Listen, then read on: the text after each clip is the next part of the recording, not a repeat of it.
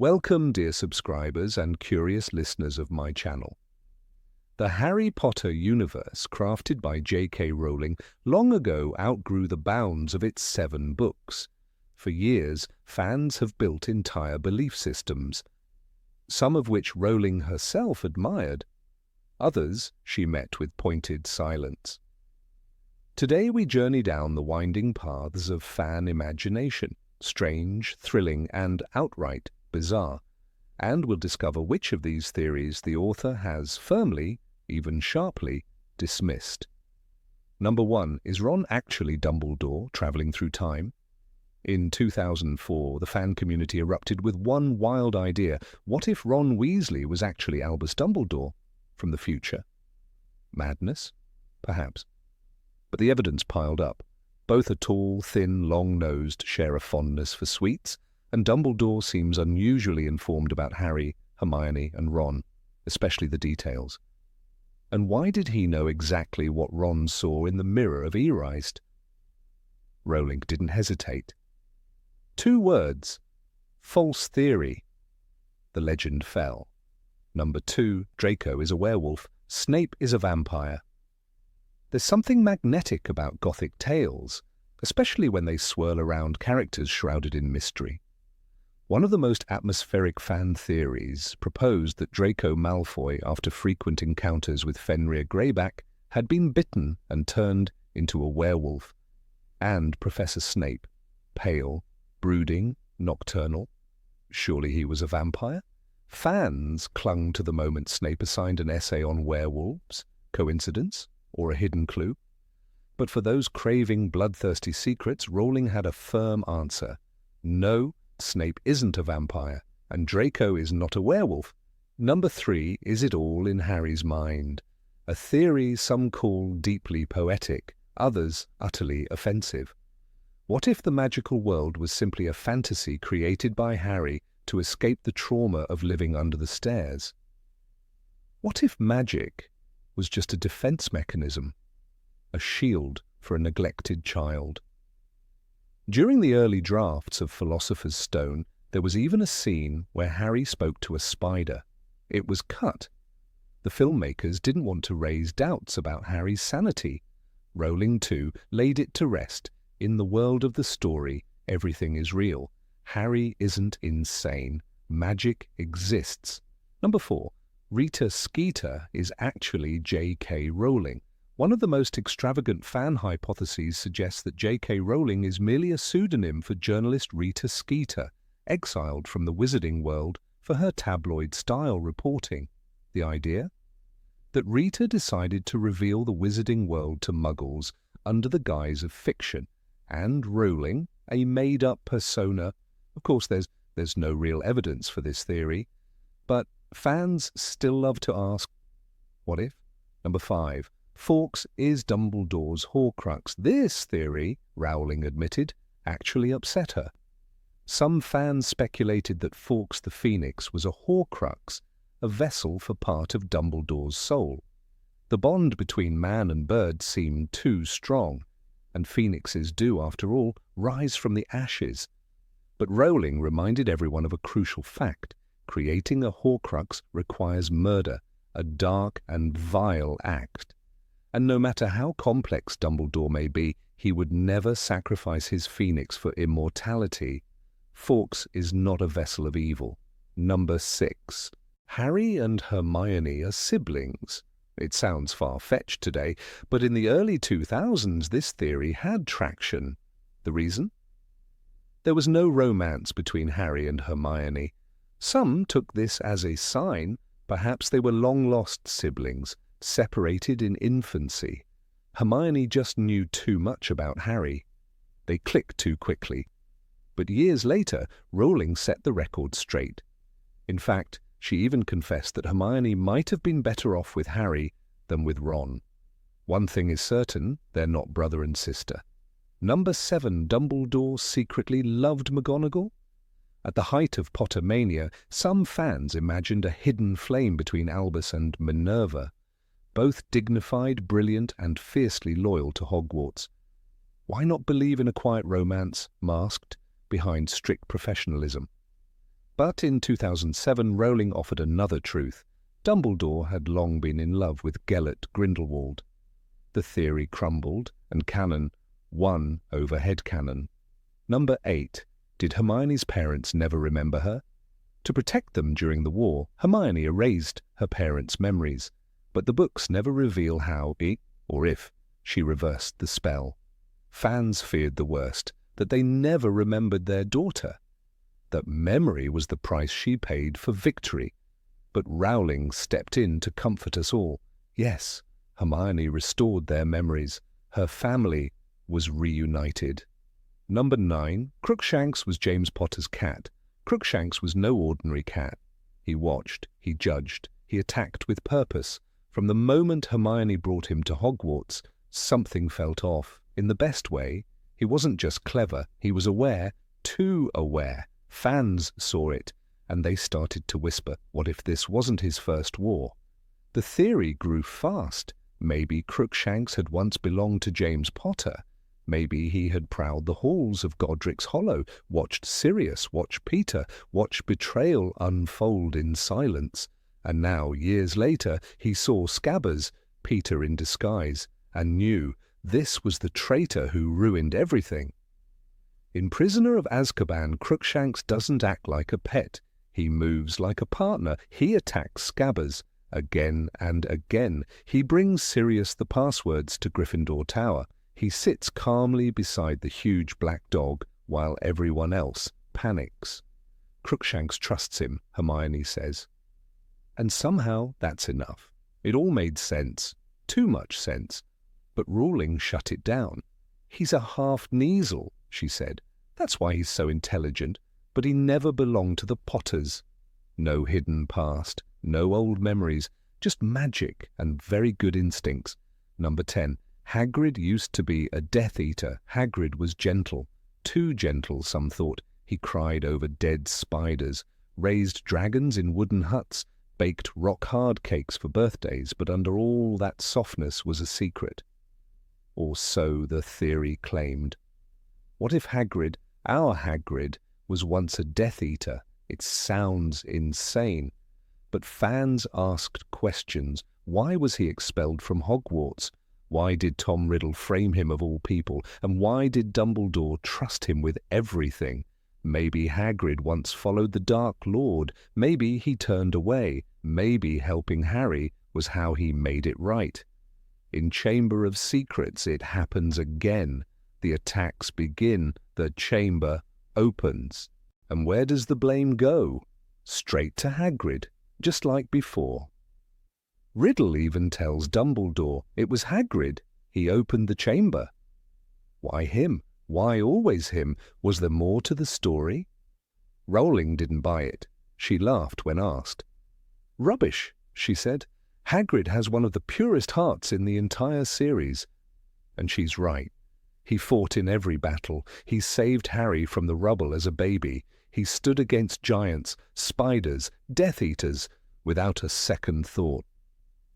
Number 11. Voldemort is a descendant of Godric Gryffindor. Tom Riddle was too powerful and too smart, too dangerous. He could speak to snakes, bend minds, charm teachers, control magic. Most adults feared. Fans saw all that and began to wonder. What if he wasn't just Slytherin's heir? What if he carried Gryffindor blood too? It made a strange kind of sense. Slytherin gave him cunning. But what about his boldness, his fearlessness, his gift for leadership? Some believed no one could rise so high with just one founder's blood. They thought he was the impossible mix. Slytherin's mind, Gryffindor's fire.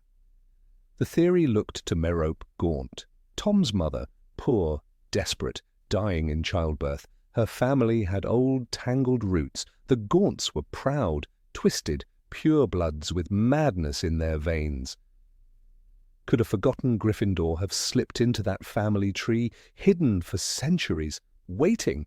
But J.K. Rowling shut it down fast. Voldemort is solely a product of the Gaunts, she said. There is no Gryffindor blood in him. His power didn't come from balance. It came from darkness, from obsession, from the need to be more than a boy born unloved. In Chamber of Secrets, Tom says, "I fashioned myself a new name to inspire fear, not to honor his family, not to fulfill a legacy, just to make the world kneel. That's why the Sorting Hat never paused. It saw what he was right away, pure Slytherin. Still, the idea haunts readers. Two bloodlines clashing, two ancient names at war. But that's not the story Rowling wrote. Voldemort wasn't both, he was only one, and he used that one part to try and conquer them all." Number 12. Neville is the real chosen one. Neville Longbottom was never supposed to be a hero, not at first glance. He was shy, clumsy, always losing his toad. But behind the nervous smile and trembling hands was something else. Fire. And that fire led fans to ask a bold question. What if he was the real chosen one? The prophecy made by Sybil Trelawney was clear. A child born at the end of July. A child whose parents had defied Voldemort 3 times. Neville fit every word. Born on July 30th, son of Alice and Frank Longbottom, tortured into madness by Bellatrix Lestrange. The pain he carried wasn't just his. It lived in every room of St. Mungo's, where his parents no longer knew his name. And yet Voldemort chose Harry. He marked him with that lightning scar. But what if he chose wrong? Fans wondered, did the Dark Lord misread the prophecy? Did he fear the wrong boy? In Order of the Phoenix, Dumbledore tells Harry he chose the boy he thought most likely to be a danger to him, and in doing so, he made you the chosen one. Rowling later confirmed it. It could have been Neville. The prophecy could have applied to either, she said. But Voldemort made it Harry's. The power of the prophecy wasn't in destiny. It was in choice. Voldemort chose Harry. That choice shaped everything that followed, but Neville still rose. He killed Nagini. He led the resistance at Hogwarts. In Deathly Hallows, with the world crumbling around him, he stood before Voldemort and said, "I'll join you when hell freezes over." Then he drew the sword of Gryffindor from the Sorting Hat. No prophecy, no scar, just courage. Number 13. Arthur Weasley is a secret agent. Arthur Weasley never looked dangerous. He wore second-hand robes, loved rubber ducks, and asked Muggles how airplanes stayed up. But that's exactly why some fans got suspicious. What if it was all an act? What if Arthur wasn't just a kind father, but a double agent? He worked deep inside the Ministry, Department of Misuse of Muggle Artifacts. Harmless? Maybe not. It gave him access to offices, records, secrets. He knew things, quiet things, the kind of things the Order of the Phoenix needed to hear, or worse, things someone else might pay to know. Then came the snake. In Order of the Phoenix, Arthur is attacked by Nagini, Voldemort's snake. Inside the Department of Mysteries, no wand, no backup. He survives, bleeding, barely breathing, but alive. Fans whispered, how? No aura training, no famous dueling skills. Did he have help, or was he never really meant to die? And the children, 7 of them, all perfectly placed. Bill with the goblins, Charlie with dragons, Percy inside the Ministry, Fred and George, masters of mischief, Ron, Harry's best friend, and Ginny, targeted by the Dark Lord himself. Some say coincidence, others call it strategy, a family of spies hiding in plain sight. Rowling shut it down. Arthur is absolutely honest, good and loyal, she said. If he were a spy, Molly would need an obliviator every night. It was funny. But it told us everything. Arthur wasn't a secret agent. He was just a man who loved his family, his garden shed and plugs. Still, there's something in his eyes, that quiet way he watches. The way he always knows more than he says. Maybe he wasn't a double agent, but he was never as clueless as he looked. And that might be the cleverest disguise of all. Number 14, Voldemort is Dumbledore's brother. There was always something strange in the way Dumbledore spoke about Tom Riddle. It wasn't just fear, not just concern, it was personal. In The Half-Blood Prince, he tells Harry, "It was my mistake. I was blinded by the brilliance I saw in the boy." That didn't sound like a headmaster. That sounded like a man haunted by something deeper. The theory took root. What if Voldemort wasn't just Dumbledore's enemy, but his brother? Fans pointed to the pieces. Dumbledore had a younger brother, Aberforth, a lost sister, Ariana, a shattered family, and Dumbledore's obsession with Tom, watching him, guiding him, trying to save him, it felt too intimate, as if he wasn't just stopping a dark wizard, he was trying to save his own blood. Tom Riddle was born in 1926. Dumbledore was already a young professor. What if there had been a child hidden in shame, a child born of tragedy, raised in an orphanage, lost to the records, but never truly forgotten? Some fans believed Ariana's death was a cover, a dark child born of magic too dangerous to name. Tom's obsession with bloodlines gave the theory even more fuel. He hunted down the Gaunts, killed his own Muggle father, refused his given name. "I fashioned myself a new name," he told Harry in Chamber of Secrets, "a name I knew wizards everywhere would one day fear." That rage felt personal, like someone had lied to him, like someone had taken something from him. But Rowling shut the door. "No," she said plainly. "Tom Riddle has no connection to Dumbledore's family. His lineage is entirely his own, from the Gaunts and the Muggle Tom Riddle." There was no secret child, no hidden brother, just two powerful wizards on opposite sides of the same war. Number 15, Hermione is a reincarnated founder of Hogwarts. Hermione was never an ordinary witch. From the moment she appeared on the Hogwarts Express with a confident voice and a head full of spells, she carried something ancient in her. Some fans went further. They believed she wasn't just gifted, she was reborn, the reincarnation of Rowena Ravenclaw herself. After all, who else could show such hunger for knowledge, such control, such wisdom beyond her years? Rowena Ravenclaw, one of the 4 founders of Hogwarts, was said to value intelligence above all else. "Wit beyond measure is a man's greatest treasure," was her motto. Hermione lived those words. She read books others didn't dare open. She solved riddles the brightest minds avoided. In her 3rd year, she managed to use a time turner, a dangerous magical object, to attend multiple classes at once. Not even the professors questioned it. It was as if magic bent for her. Fans pointed to more than just brilliance. Hermione's name was unusual. Hermione wasn't common, even among witches. Some thought the name had magical resonance, like an echo from the past. There's even a theory that her intuition, her ability to see through lies, to predict behavior, was more than intelligence. It was memory, something forgotten and now returned. There was one moment that made believers out of many. In Harry Potter and the Philosopher's Stone, she solves the logic puzzle guarding the Sorcerer's Stone. While others relied on bravery or strength, Hermione's victory came through pure reason. "This is the most brilliant thing I've ever seen," Harry whispered. In that moment, she wasn't a student. She was a guardian of knowledge, but J.K. Rowling broke the spell. In an interview, she said, "Hermione is a very clever girl from a Muggle family. She is not a reincarnation, not a chosen one, not a descendant of anyone. Her power lies in her mind and her choices." Number 16. Snape is Harry's real father. The idea clings like a whisper in the corners of wizarding forums and fan fictions alike. What if Harry Potter, the boy who lived, the son of James and Lily, was in fact never James Potter's son at all?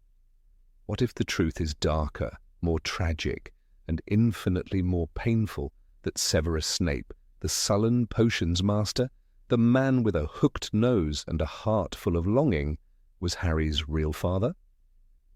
It's not just idle speculation. The roots of this theory stretch deep into the emotion-laced narrative J.K. Rowling gifted to the world, watered by pain, love, and the kind of unspoken devotion that could last a lifetime. From the moment we learn of Snape's love for Lily Evans, the heart twists. The memory of that doe-shaped Patronus, mirroring Lily's, hovers like smoke in a still room. In Deathly Hallows, when Dumbledore asks Snape, "After all this time?" and Snape answers, "Always," we are left breathless. It was never a passing crush. It was a lifetime vow. The theory proposes this. Severus Snape, in the days of his youth, carried a hidden flame for Lily, the same flame that never extinguished, even after she married James Potter. But what if their friendship, so intense in childhood, sparked a single night of vulnerability before it was over?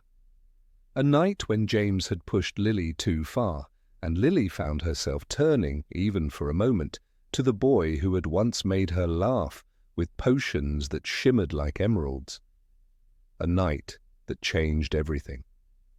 What if that night left Lily with a secret she would never share? Harry's green eyes have always been a focal point. "You have your mother's eyes," is a phrase repeated so often it borders on incantation. Sirius says it, Lupin says it, Snape, grudgingly, achingly, says it. And the thing is, James had hazel eyes, not green, not even close. Lily's eyes were dazzlingly green, and Harry inherited them. But beyond colour, there's something else: Harry's emotional depth, his natural empathy, his quick temper when provoked, but his instinct to protect the weak.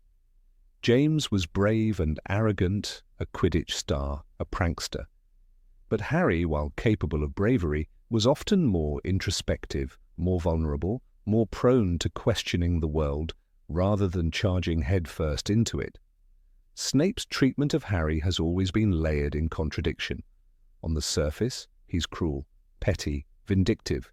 He insults Harry's father, humiliates him in class, and seems to relish every opportunity to assert dominance. But underneath, in the quiet shadows, Snape is saving Harry again and again. In Philosopher's Stone, it is Snape who counter-curses Quirrell's hex on Harry's broom during the Quidditch match. In Order of the Phoenix, it is Snape who gives Umbridge false directions to buy time for Harry. And in Half-Blood Prince, we learn the full extent of the vow he makes to Dumbledore, one that includes protecting the boy, even if it costs him everything. But why would Snape endure such torment for a boy he supposedly hated? Dumbledore believes it's love, love for Lily. But the theory whispers that it might be something more than obligation, something paternal, something bloodbound. Could it be that every moment of Snape's conflicted care stems not only from love for Lily, but from a hidden knowledge that Harry is his son? In Prisoner of Azkaban, when Snape stands in front of Harry, Hermione and Ron, shielding them from Lupin's werewolf transformation, there's a moment of profound self-sacrifice. It's subtle, it's fleeting, but it exists. Why would a man supposedly filled with hate throw himself in front of danger for 3 students, one of whom he despises? A sense of duty, or the raw instinct of a father protecting his child? The theory gains further traction when you consider Snape's obsession with Harry's safety. In Goblet of Fire, he is visibly shaken when Harry's name comes out of the goblet. He's immediately suspicious. He speaks to Dumbledore with urgency. And later, when Harry is tortured by Voldemort, it is Snape who risks everything by passing information through occlumency lessons. Lessons that ironically become a battlefield of memories and emotions. Snape is harsh during these sessions, but could it be because he's fighting a war within himself, torn between protecting the boy and burying his own truths? One of the most painful scenes arrives in Deathly Hallows during Snape's death. Voldemort's snake strikes, blood pools, and as he lies dying, Snape's last request is not about revenge, not about vindication. It's simply, "Look at me." He wants to see Lily's eyes one last time. But is it only Lily's memory he seeks? Or does he, in those final moments, gaze into the eyes of a boy who never knew the truth of his birth? Of course, Rowling has dismissed this theory outright. James Potter is Harry's father, she confirmed. Snape loved Lily, but she chose James. That's the tragedy. And there's power in her clarity. It affirms the narrative arc. It defines Snape's pain not as a romantic reward, but as a cross he bears without ever seeking redemption through parenthood. But fiction is not always bound by the author's intent. Stories take on lives of their own, and fans often see the cracks where light filters in. In Snape's memory in The Prince's Tale, we witness a young Severus watching Lily play on the swings. He calls her by name, not with the arrogance of possession, but with the yearning of distance. When she marries James, his heartbreak is total. His life, from that moment, becomes an act of quiet penitence. Would such a man who begged Dumbledore to protect her son not do so with even greater intensity if that son were also his? Number 17. Luna Lovegood is a seer. When Luna Lovegood first stepped onto the pages of Harry Potter and the Order of the Phoenix, she did not enter quietly. She floated in, serene, dreamy-eyed, barefoot, in the castle corridors, and reading the Quibbler upside down. "You're just as sane as I am," she told Harry, without blinking. And from that moment on, Luna became a character of fascination, division, and ultimately adoration. But beneath the surface of her peculiarities and gentle speech, fans have long asked themselves, was there something more to Luna, something beyond eccentricity? Could Luna Lovegood have been a seer? This question has followed her like the humming spectres of Raxburts she often warned about. Some believe that Luna's odd declarations and strange timing weren't merely whimsical nonsense, but unconscious glimpses into the unknown. Indeed, her first encounter with Harry is steeped in subtle mysticism. She can see thestrals, the mysterious skeletal horses visible only to those who have seen death. This alone aligns her with a kind of deeper sensitivity that others lack. When Harry first sees them and assumes he's losing his mind, Luna is there with a quiet correction. "You're not going mad. I can see them too. You're just as sane as I am." The irony in that quote is powerful.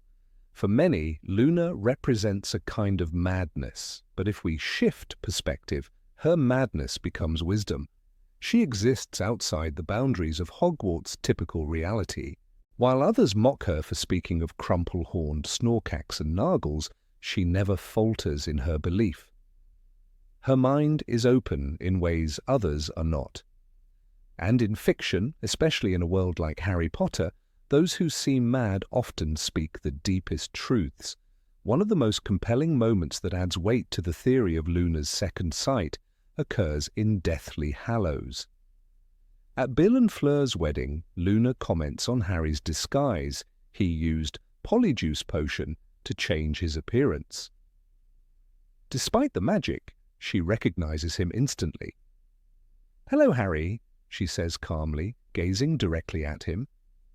"Oh, it's you. I thought the Polyjuice Potion had gone wrong." It's a moment played lightly, but upon closer examination it borders on the supernatural. How does she know? Hermione is baffled, Ron is confused, but Luna simply sees. Another incident arises in Half-Blood Prince, when Luna offers a eulogy at Dumbledore's funeral.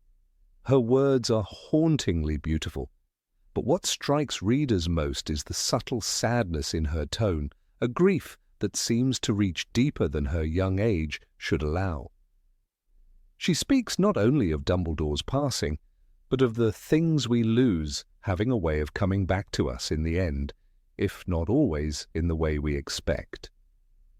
There's a poetic finality in her voice, a certainty, almost as though she knows something others do not. Some fans have drawn parallels between Luna and Professor Trelawney, the divination teacher known for her over-the-top dramatics and her rare, genuine prophecies. Sybil Trelawney, despite being a figure of comic relief, is also the mouthpiece for one of the most crucial prophecies of the entire saga, delivered in a trance, eyes clouded, voice unearthly. Could Luna be a spiritual successor of Trelawney? Not through formal divination, but through something deeper, an innate connection to truth. In one fan Q&A, J.K. Rowling was asked if Luna had any true prophetic abilities. Her answer was elegant, if evasive. Luna is not a seer, she clarified, but she is someone who sees the world differently. Her insight and her wisdom come not from a gift of prophecy, but from the ability to think freely without the limits that bind others. This, for many fans, wasn't a denial, it was an affirmation of Luna's power in another form. But Luna's insight doesn't only come from intuition, she also has an extraordinary emotional intelligence shown vividly during Harry's struggles in Order of the Phoenix. When Harry isolates himself, tormented by the death of Sirius Black, Luna offers one of the most compassionate and unexpectedly profound conversations in the entire book. She talks of her own losses, specifically her mother's death, and how she believes they're not truly gone. "You heard them just beyond the veil, didn't you?" she asked, referring to the mysterious curtain in the Department of Mysteries. "That's where I'll see Mum again." This quiet confidence in the unseen world, this refusal to accept finality, is deeply tied to the concept of prophecy. Luna never seeks to prove what she believes. She doesn't need to. She simply knows. There's a calm in her that can't be taught. When others shout and panic, Luna whispers truth in riddles. Another subtle example lies in the Battle of Hogwarts. Luna is among the few students who return voluntarily to fight. Not only does she hold her own in the battle, but she also demonstrates extraordinary awareness and clarity in the chaos. At one point, she stops Harry from rushing headlong after Voldemort and offers him advice that ultimately allows him to face death with dignity and purpose. "We're all still here," she reminds him. "We're all fighting." It's not just courage. It's a grounded, guiding wisdom, almost as though she sees beyond the moment. And consider Luna's friendship with creatures that others deny exist. Many of them, like Thestrals, are real. Others remain a mystery. But Luna believes in all of them without hesitation. There's a recurring theme in the Harry Potter series. Those who believe in magic without limits often stumble into deeper truths. Xenophilius Lovegood, her father, might be dismissed as an eccentric editor, but he publishes truths others fear. The Deathly Hallows themselves were once dismissed as myths until proved true. Who's to say the same logic doesn't apply to Luna's nonsense?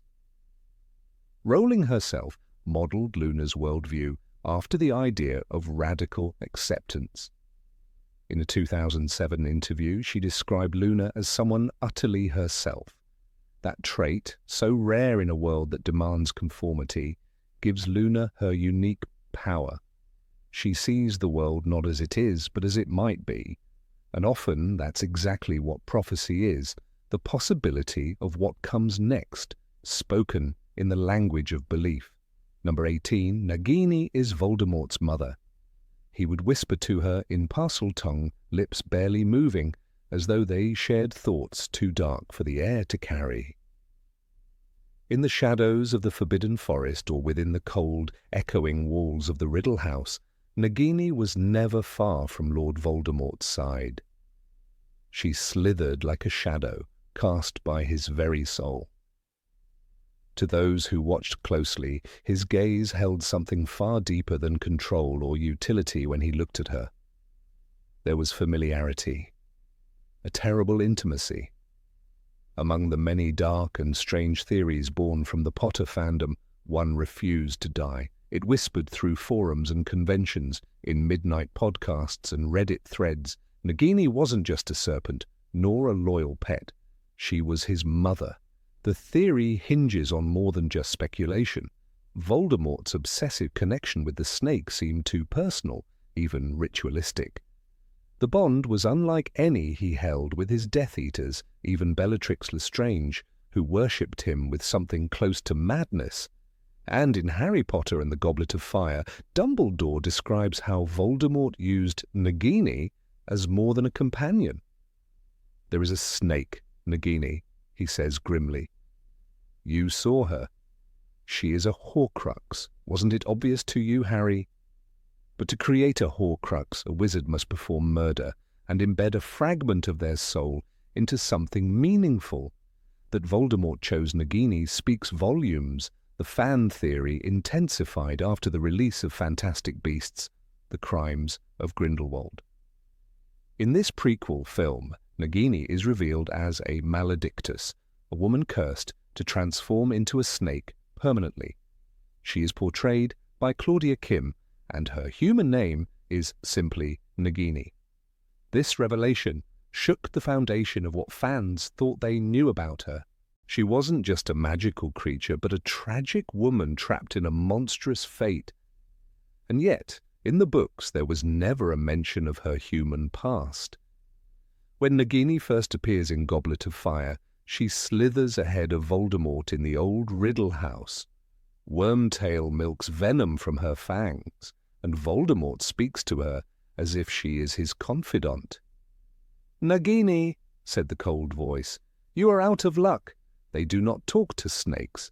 I can only communicate with you, and perhaps Harry Potter." There's a softness in his tone, an almost mournful respect.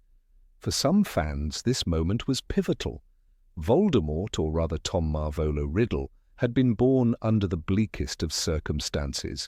His mother, Merope Gaunt, a witch of pure-blood descent, had escaped her cruel family, only to ensnare a muggle named Tom Riddle Sr. with a love potion. When she stopped dosing him, he fled. Heartbroken and impoverished, Merope died in childbirth, alone, in a grim orphanage. She named the child Tom, after his father, and Marvolo, after her own. But what if Merope Gaunt never truly died? In the theory, the moment of Merope's death wasn't the end, but the beginning of a horrific transformation. Desperate, betrayed, and overwhelmed by shame, she turned to the darkest of magics, blood rituals older than Hogwarts, forbidden even by the Department of Mysteries. The legend holds that some Gaunts, descendants of Salazar Slytherin, could speak to serpents so fluently they could become one. A twisted animagus transformation combined with dark sacrifice could, in theory, bind a soul to a serpent's flesh. Could Merope, in the final seconds of life, have cast such a spell? Proponents of the theory believe the clues are there. Voldemort's obsession with blood purity stems from the trauma of his birth. Raised without love, without heritage, he resents his Muggle father and simultaneously idealizes his Slytherin lineage. Nagini, then, becomes a living emblem of that heritage, both snake and possibly mother, bound by the same magic that shaped his soul. In Harry Potter and the Deathly Hallows, we learn that Nagini lives inside Bathilda Bagshot's corpse. Voldemort hides her there, waiting for Harry to come. The scene is one of the most disturbing in the series. Harry is drawn in, and Nagini erupts from within Bathilda's rotting body, attacking him. Why go to such lengths to protect a mere snake? Unless, perhaps, she is more than that. When Harry dreams of Voldemort in Order of the Phoenix, he often sees Nagini coiled at his feet or circling him protectively. In one vision, she attacks Arthur Weasley under Voldemort's command. Harry feels it as though he is the snake himself. He was the snake. He was the snake. And the man was stirring. A woman was screaming. The man rolled over, his face soaked in sweat, his mouth open in a silent scream. These connections run deeper than simple companionship. Voldemort shares his soul with Nagini, literally and magically. She becomes a Horcrux after he murders Bertha Jorkins, but what if that murder too had another purpose? In some interpretations of the theory, This act is part of an ancient rite to anchor Merup's soul as preserved in the serpent into the physical world once more. Even her death is peculiar. In Deathly Hallows, Nagini dies at the hands of Neville Longbottom, who decapitates her with the sword of Gryffindor. Voldemort doesn't just lose a Horcrux, he is visibly, spiritually unmoored. He screams, he breaks. It's the moment when his remaining power crumbles. It's grief that has no logic, unless it's grief for a mother lost once again. And here lies the tragedy. If the theory is true, then Merope lived on in a cursed body, compelled to follow the son she once died to protect. He, never knowing, reduced her to a weapon, a vessel. He embedded a piece of his corrupted soul into her, and then watched her die. J.K. Rowling, however, has firmly denied this theory. In a 2018 interview, she clarified that Nagini is not Voldemort's mother. Merope died shortly after giving birth to Tom Riddle, she explained. Nagini is a tragic character, but not related to him by blood. She also confirmed that the connection between the two was one of mutual utility, albeit with elements of respect. He valued her. Certainly she was more intelligent than the average snake, but not his mother. Number 19. The Wizarding World is Harry's coma after falling down the stairs. The cupboard under the stairs was dark, cramped, and always smelled faintly of mildew. For most children, it would have been a place of nightmares. For Harry Potter, it was home. The bruises he didn't talk about, the scraps of toast he was given as meals, the endless chores, they were all too real. But what if, just once, the world outside the cupboard slipped away? What if one day Harry hit the floor hard after being shoved down the stairs by Dudley, and the next moment a world of magic bloomed in his broken mind? It's a theory that has haunted some corners of the fandom for years. What if everything, Hogwarts, magic, Dumbledore, even Voldemort, was nothing more than Harry's desperate escape from a grim reality? According to this unsettling hypothesis, Harry Potter never received a letter from Hogwarts. He never boarded the Hogwarts Express, never waved a wand, never flew a broomstick. He lies unconscious in a hospital bed, trapped in a coma, following a traumatic brain injury after a violent fall. The Wizarding World, in all its shimmering wonder, is a detailed fantasy built by a wounded child seeking refuge. At first glance, it seems absurd, even offensive, to suggest that such a rich, complex world could be a fabrication. But the deeper you dive, the more the pieces eerily fit together. Why, for example, is every adult in Harry's real world so aggressively hostile? The Dursleys aren't just strict, or they're cartoonishly cruel. Aunt Petunia's bony knuckles grip the frying pan like a weapon. Vernon's moustache bristles with rage at the word magic. Dudley is a parody of a spoiled child, all fists and sugar. In contrast, once Harry enters the Wizarding World, even the villains are charming in their eccentricity. The food is abundant, the teachers are colourful, and the walls literally move to welcome him. It's a striking contrast, too striking, some argue. And then there's the childlike logic of it all. The houses at Hogwarts seem to split children into very neat categories: brave, smart, kind, and evil. There's little nuance. Slytherins are almost all suspicious, ambitious, or downright wicked. Gryffindors are the heroes. The final battles often boil down to good versus evil, light versus dark. Even death feels fantastical, reversible. Characters return as ghosts, portraits, or echoes in a magical mirror. The trauma is softened. For a brain protecting itself from harsh truths, such edits make sense. Fans often cite Harry's first encounter with Platform 9-3-4 as a key moment. There's something dreamlike about it. The way he walks straight into a wall and is not only unharmed but transported. It's a metaphor so perfect it's almost too on the nose, a leap from reality into another world. In Philosopher's Stone, the narration tells us, "It was like stepping through a waterfall of scarlet and gold." Such language, vivid and poetic, reads almost like the description of a dream breaking into the subconscious. Some have gone so far as to break down the theory by comparing the characters in Harry's magical world with people from his real life.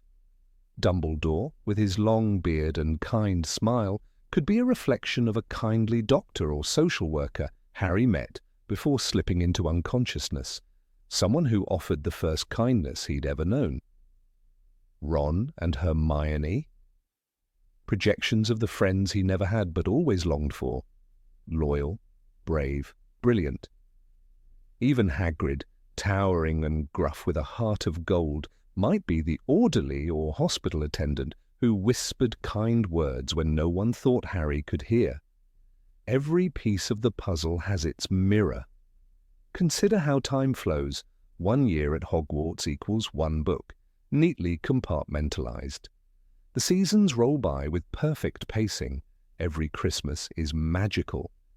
Every summer, Harry must return to the Dursleys, a grim reminder of the world outside. But reality doesn't function like that. It's messy, inconsistent. Pain doesn't wait for neat chapter breaks. Yet in Harry's world, even suffering is organized. When he faces death, as in Order of the Phoenix or Deathly Hallows, it's always wrapped in symbolism and meaning.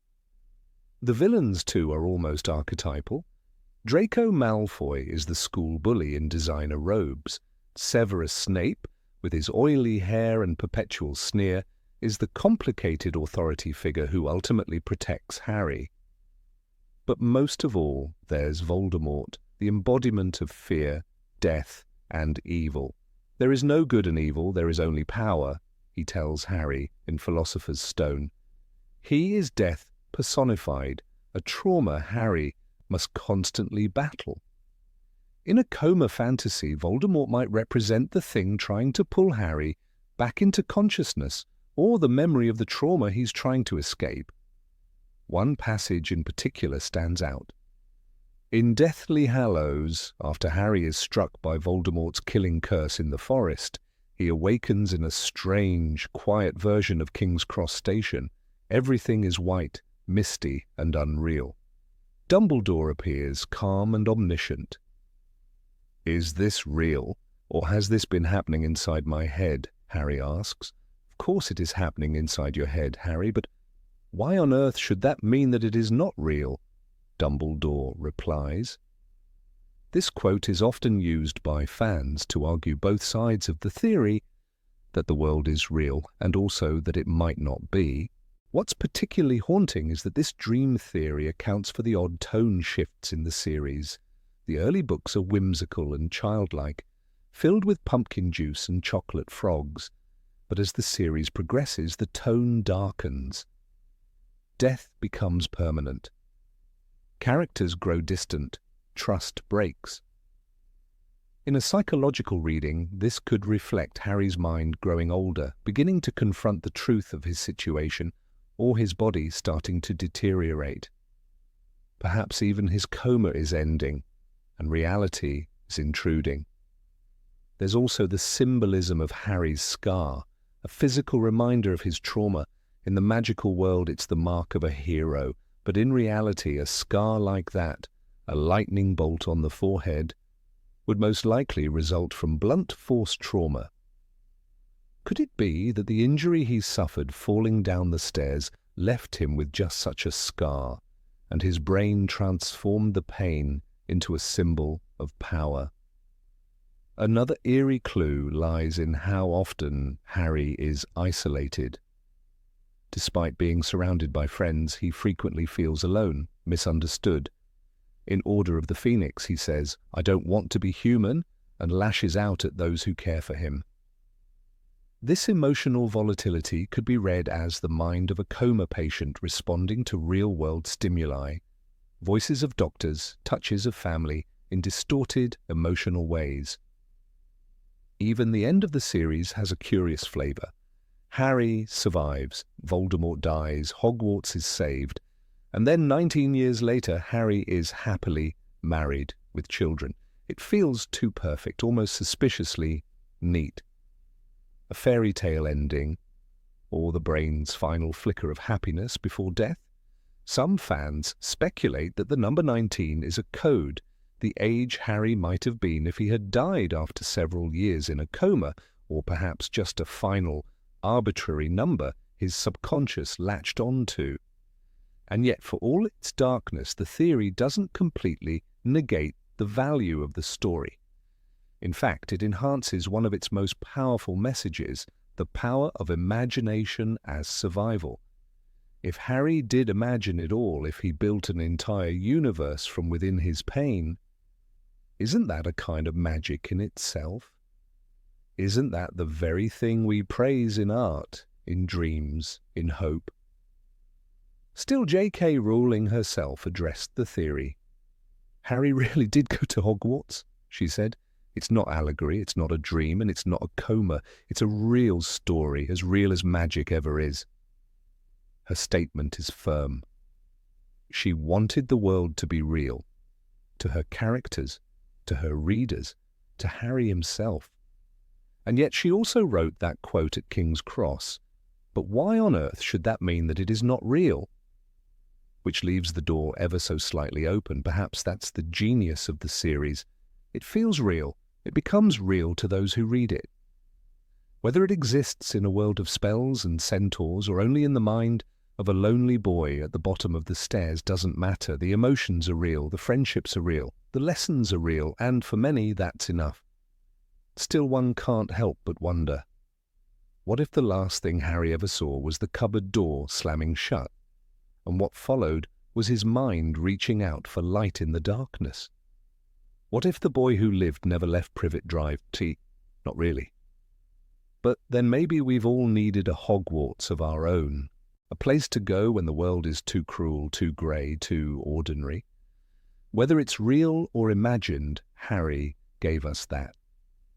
And maybe, just maybe, that makes him the most powerful wizard of all. Number 20, Sirius Black is still alive. The archway shimmered, the veil fluttered like a whisper between worlds. And Sirius Black was gone. One heartbeat he was there, laughing, dueling Bellatrix Lestrange with the same rebellious spark that had lit his entire life. And the next, he had vanished. The Department of Mysteries fell silent, and Harry Potter, just 15, screamed as if something inside him had been torn away. "He's just behind the veil. He'll come back," Harry had shouted, his voice raw with denial. But Sirius never did. Not for the Ministry, not for the Order, and apparently not for Harry. But what if the veil was not an ending? What if, instead, it was a beginning of a different kind? Many fans over the years have refused to accept the finality of Sirius Black's death. Unlike the visceral deaths we see throughout the series, Dumbledore falling from the astronomy tower, Cedric Diggory crumpling on the spot, or even Fred Weasley struck down mid-laugh, Sirius's demise felt unfinished, too poetic, too mystical, and crucially, too open-ended. He fell through a veil, a curtain, not a killing curse, not a fatal blow, just passed through something ancient and unexplained. It is in this ambiguity that a theory has thrived, a theory that Sirius didn't die in the Department of Mysteries, that he didn't cease to exist. Instead, he was caught in a liminal space, an interdimensional pocket between life and death, a world where time behaves differently, where souls drift but remain conscious. And from this space, this strange between place, Sirius watched, always, silently guarding his godson from beyond the veil. The idea gained momentum after the Deathly Hallows was released. In the forest, as Harry walks to meet Voldemort, heart heavy and soul prepared for sacrifice, he uses the resurrection stone. And from the dead emerge the shadows of his loved ones, James and Lily, Remus Lupin, and Sirius. They are described as neither ghost nor flesh, more real than a memory, yet less solid than life. "You'll stay with me?" Harry asks. "Until the very end," Sirius replies. And they do. They walk with him into death. Many readers clung to this moment as something more than metaphor. How could Sirius's presence be so vivid if he were truly gone? Could it be a sign from Rowling herself, a hidden clue that Sirius had never truly left? But J.K. Rowling, when asked directly, answered with finality. "Sirius is dead, I'm sorry. His death was meant to be definitive. Harry lost him permanently. The resurrection stone doesn't bring life, it brings shadows." Still, this clarity did not put out the flame of speculation.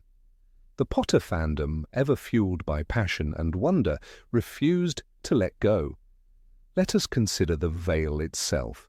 Housed in the death chamber of the Department of Mysteries, it is one of the oldest known magical structures in the wizarding world.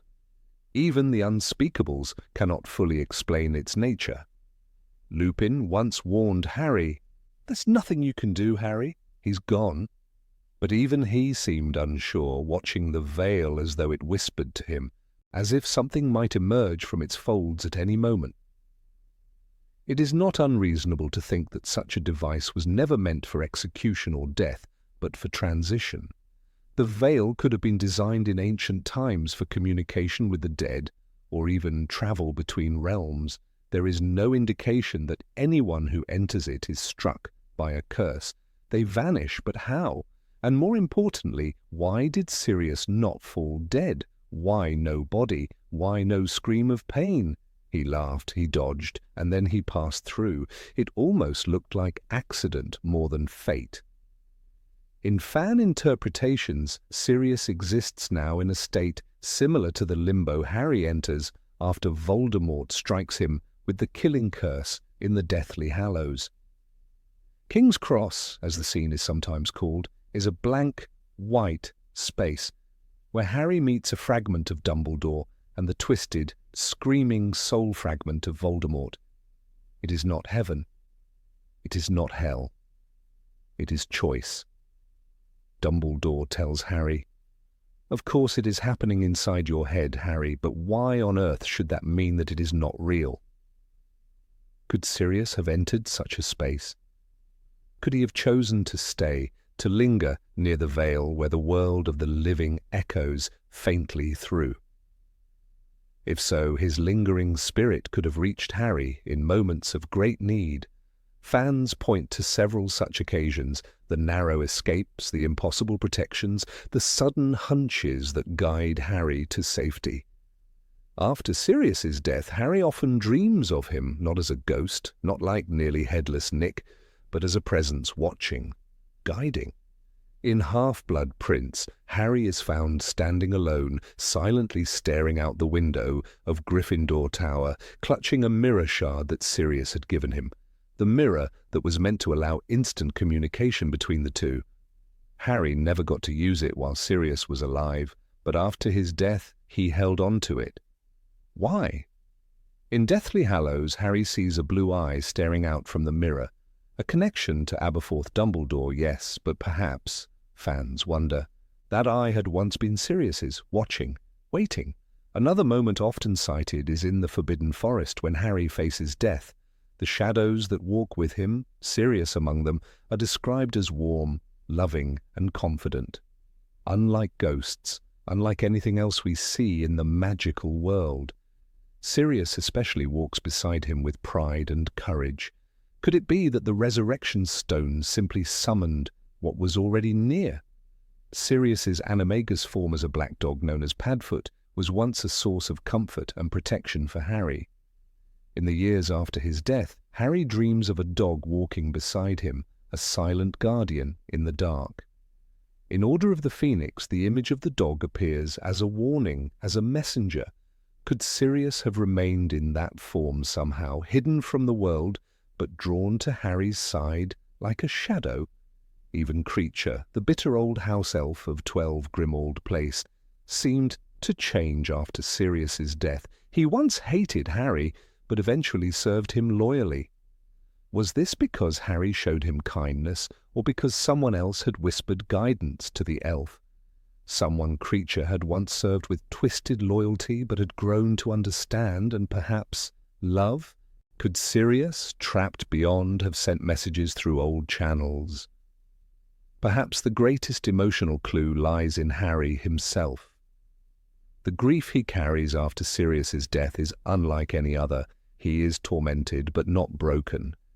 He feels the loss deeply but also draws strength from it. In Half-Blood Prince, Harry fights with renewed purpose. He is no longer just a boy reacting to a world gone mad. He is becoming a man, Sirius's godson in every way. And in his heart it feels as though someone is watching. There's also the symbolism of fire. Sirius's name is tied to the dog star, the brightest star in the night sky. His presence in Harry's life, brief but powerful, is marked by light in darkness. In the final battle, when Harry walks into the fire of Voldemort's hatred, he is surrounded by love, but Sirius, always the rebel, walks with him without fear. "Does it hurt?" Harry asks. "Quicker than falling asleep," Sirius replies. But he doesn't vanish. Not yet. He remains until the very end. It is possible that Sirius was not dead in the traditional sense, that his body passed through the veil, but his soul remained near, that he existed in a state similar to that of the resurrection stone spirits, shadows infused with love, that he became something ancient, something protective. Harry never named a child after Sirius, but he named his godson Teddy Lupin's child Harry. Some fans believe this was Rowling's way of showing that Sirius had passed something essential to Harry, not a name, but a spirit, a legacy.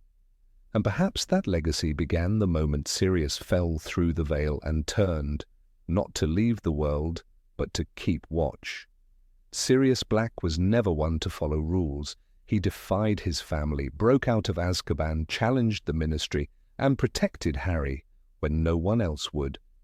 If anyone could cheat death, could laugh in the face of fate, and still find a way to fight from the shadows, it would be him.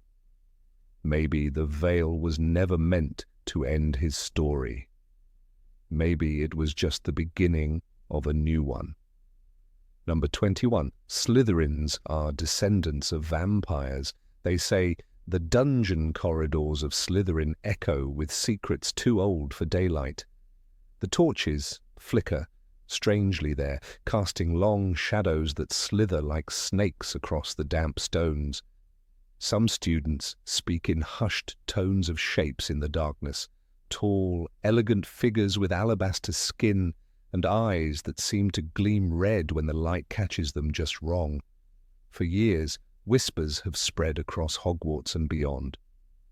What if the House of Slytherin doesn't just breed ambition, but harbours bloodlines far older, darker, and more eternal? What if Slytherin, cloaked in emerald pride, was a safe haven for descendants of vampires?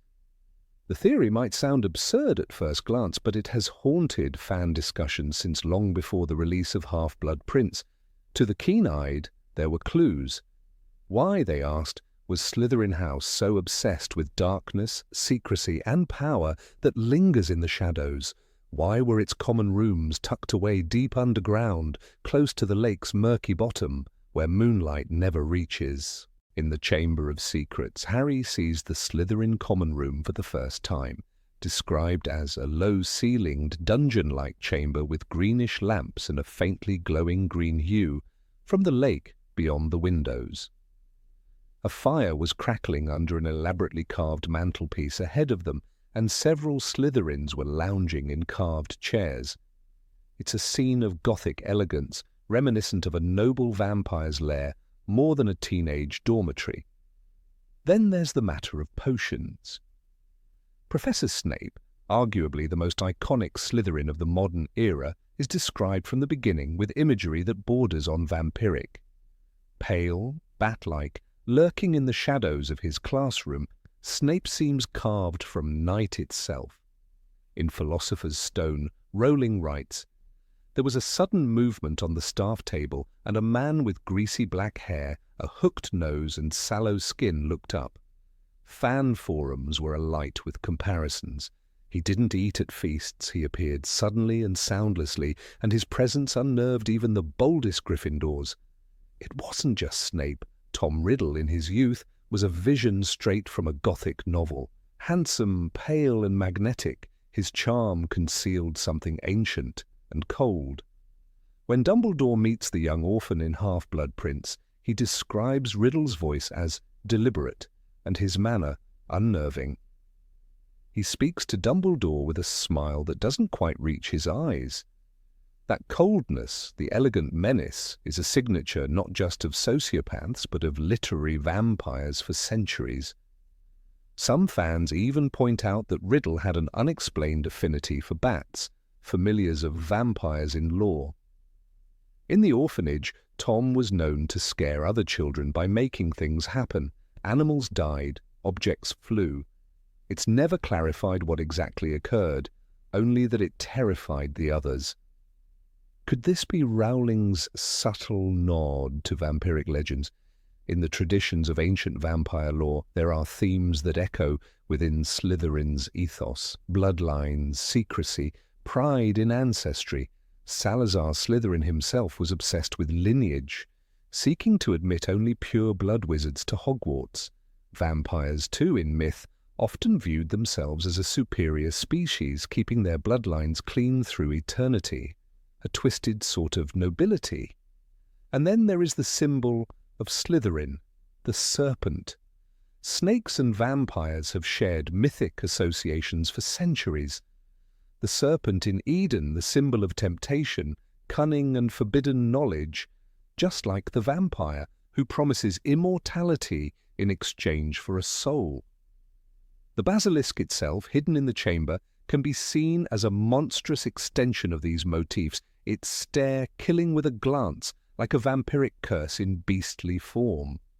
One curious character that fueled these discussions even more was Blais Zabini. Introduced briefly, yet memorably, Blais was described in Half-Blood Prince as a tall, dark boy with high cheekbones and long, slanting eyes.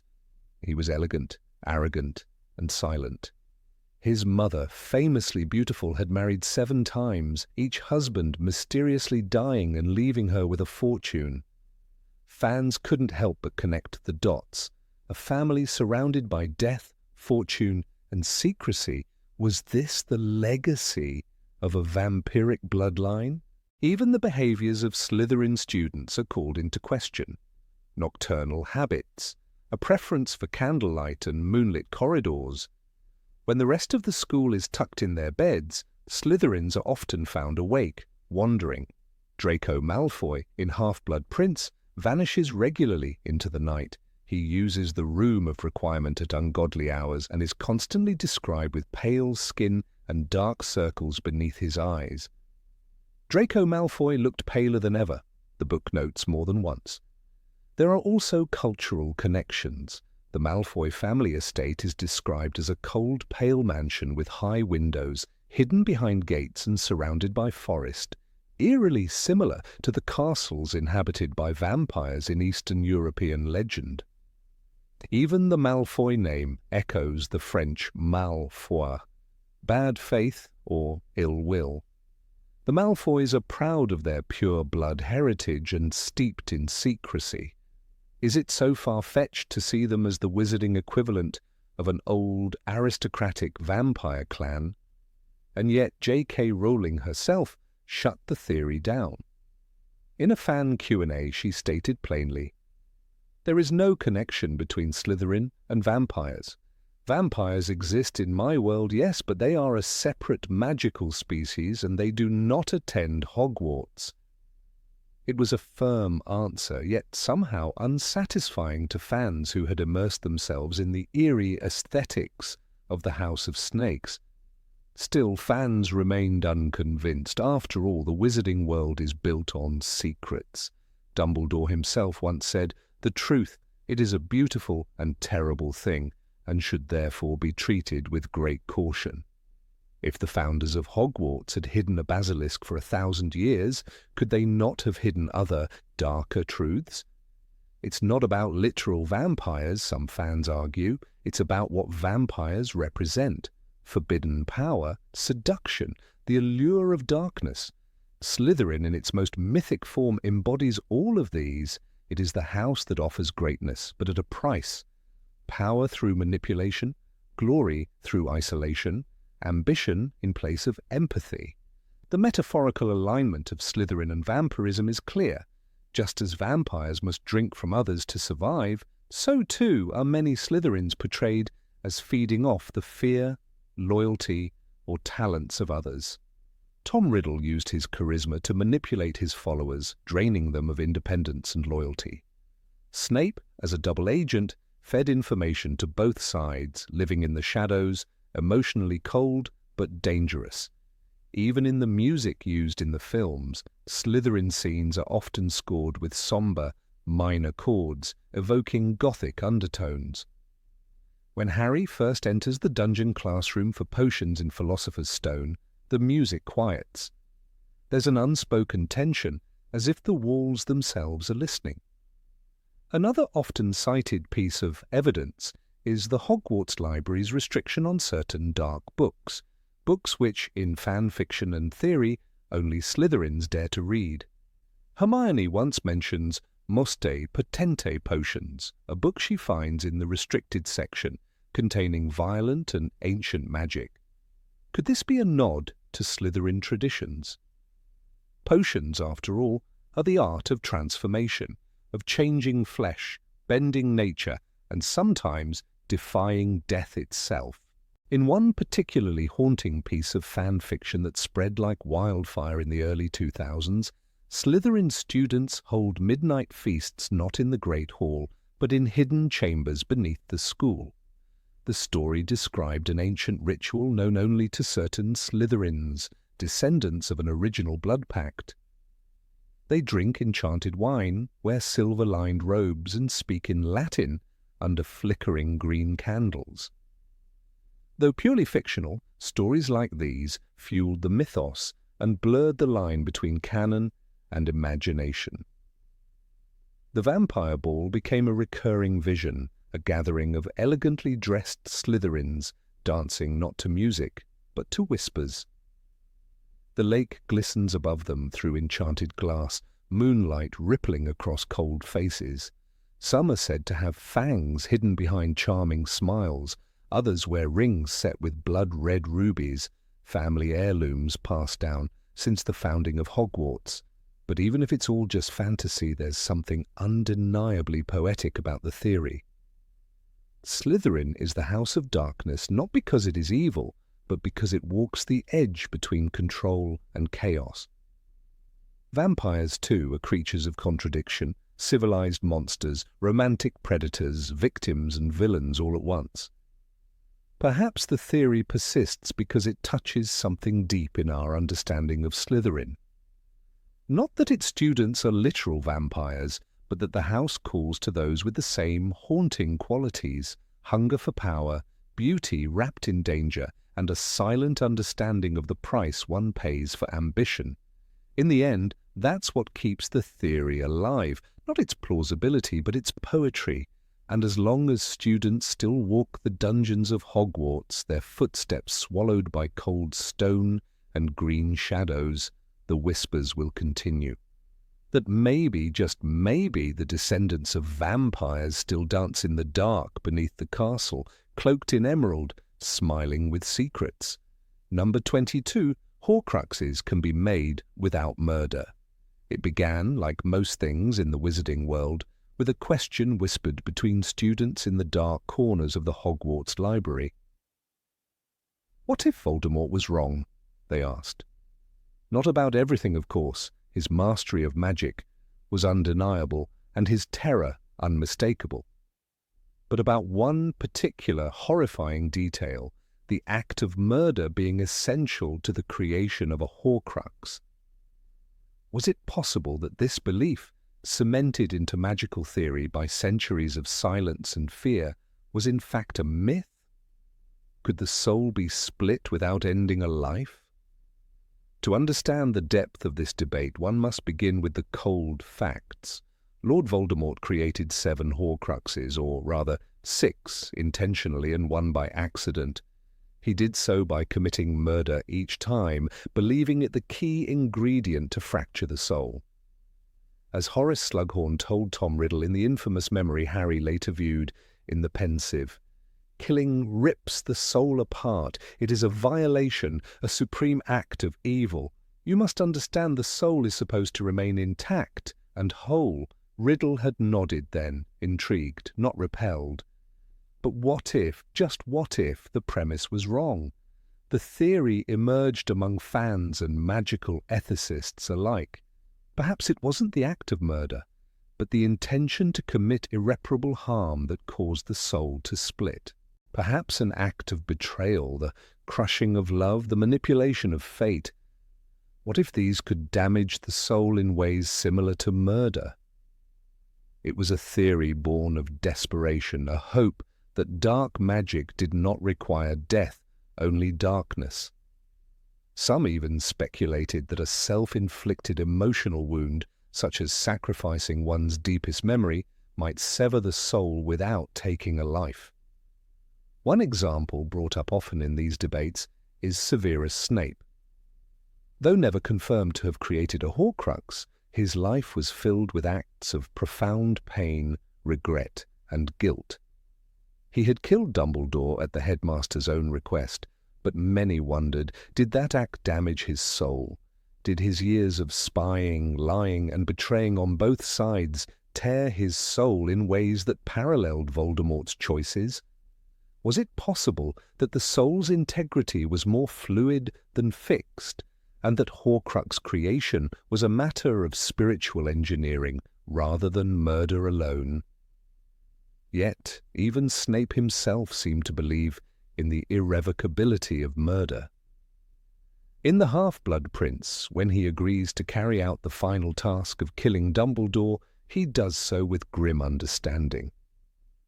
"Don't say it," he mutters to Dumbledore, his face twisted in pain. There is no mention of alternatives, no magical loopholes to escape the stain of the act. If anyone would have known of a different path, it was Severus Snape. And yet, he walked the darkest one.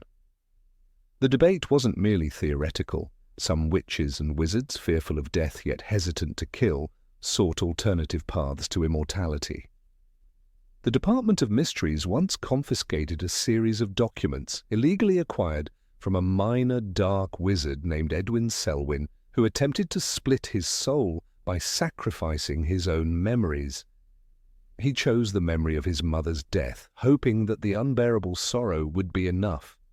The result was horrifying. Selwyn fell into permanent catatonia, his body alive, but his mind shattered. The soul remained intact. The attempt failed. This led some magical philosophers to propose a new theory. The soul, like magic itself, has rules, immutable laws. Murder, in this view, wasn't symbolic. It was essential. A soul could not be torn unless it had first been stained.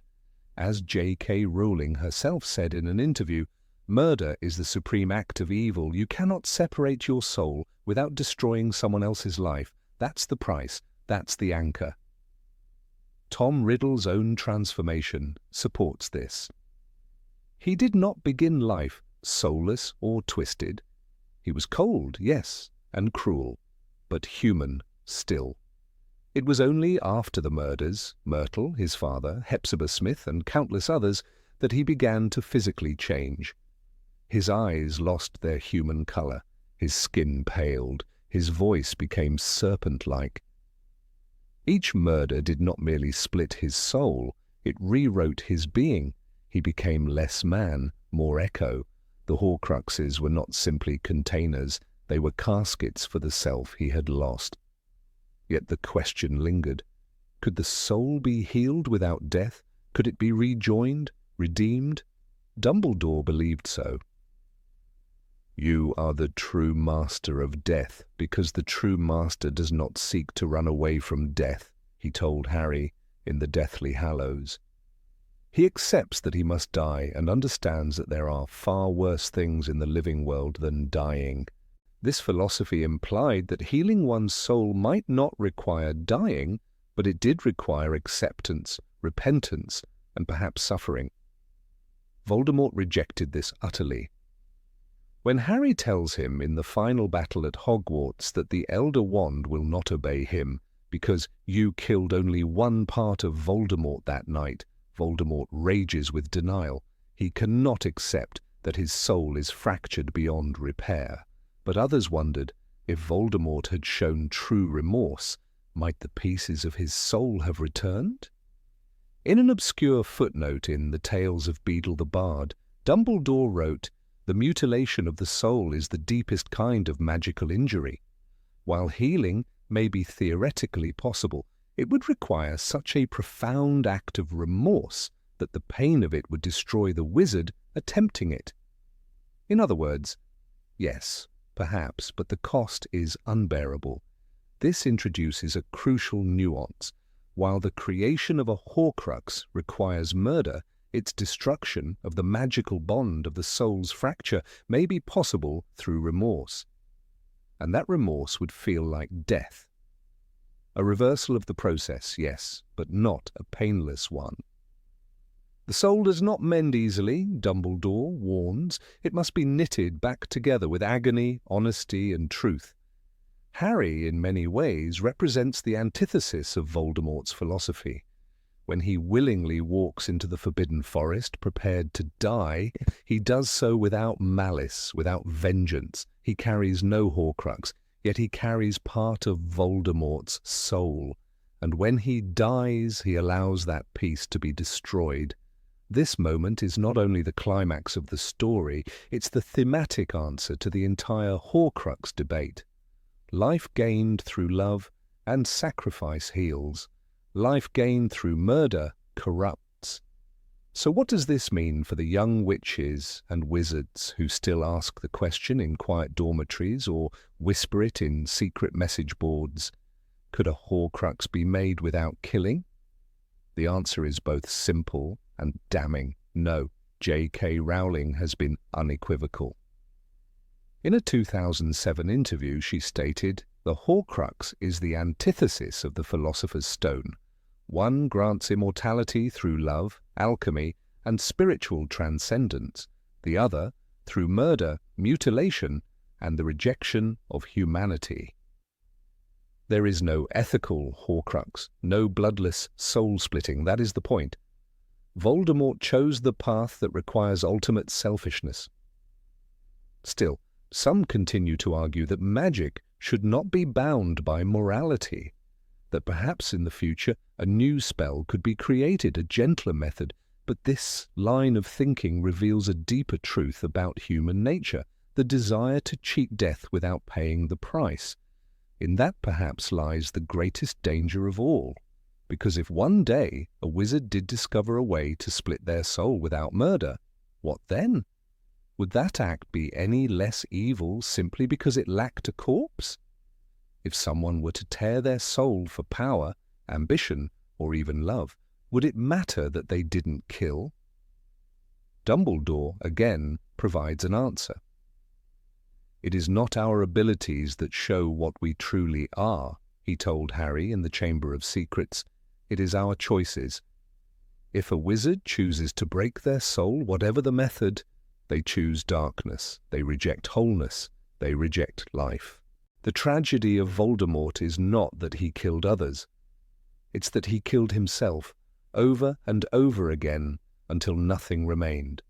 Not Tom, not the boy in the orphanage who asked about his mother, not the student who charmed his professors, only shadow, only echo. So no, there is no bloodless Horcrux, no painless shortcut to immortality.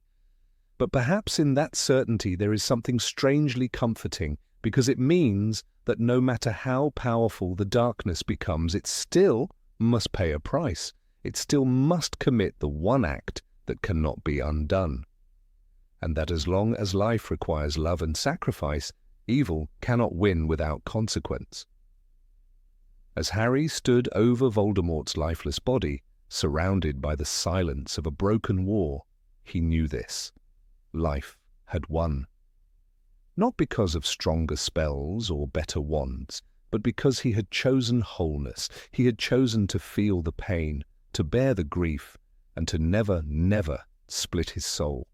And that, in the end, is magic far deeper than even the darkest curse. Number 23, Petunia is a suppressed witch.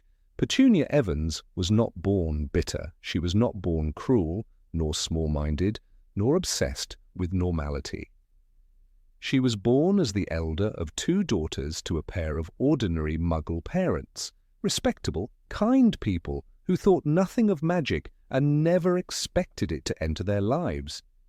It was when Lily, her younger sister, with hair like fire and laughter like bells, began to show signs that her world would not remain ordinary, that Petunia's world began to shrink.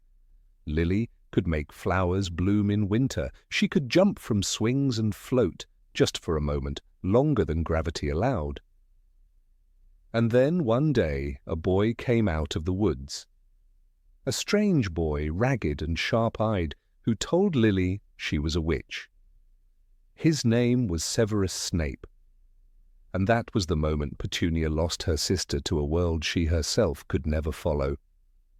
She got a letter just like that and disappeared off to that school, Petunia spat years later in Harry Potter and the Philosopher's Stone, her voice like vinegar, and came home every holiday with her pockets full of frog spawn, turning teacups into rats.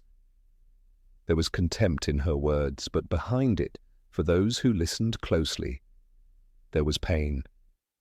The fan theory that Petunia Evans Dursley might have been a squib, a person born into a magical family but without powers, or even a witch whose powers never manifested properly, had long haunted corners of the internet. It had weight. It had logic.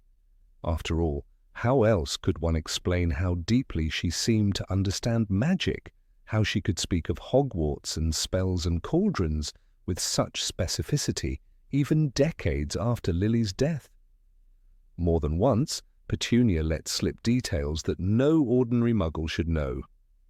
In the Philosopher's Stone, she mentions that awful boy who was always with Lily, Snape. She knew him by name. She remembered the details. I knew you'd be just the same, just as strange, just as abnormal, she tells Harry. And when Harry receives his letter to Hogwarts, it is not Vernon Dursley who seems most shaken. It is Petunia. Her face twists. She knows exactly what is happening. She has always known. Then there's the scene from the Deathly Hallows film, the deleted scene to be precise, where Petunia, standing in the hallway before evacuating with Vernon and Dudley, looks at Harry with something close to sorrow. "You didn't just lose a mother that night in Godric's Hollow, you know," she says softly. "I lost a sister." It was never in the books, and Rowling has since said it doesn't represent canon, but it struck a nerve. What if Petunia had always stood at the edge of a magical world she longed to enter, only to be told it would never be hers? There's a quote from Lily's memory in The Prince's Tale, where Snape calls Petunia a Muggle, and she shouts back, "I saw that letter Dumbledore wrote to you. I was the only one who saw." Petunia read Lily's Hogwarts letter before Lily ever did.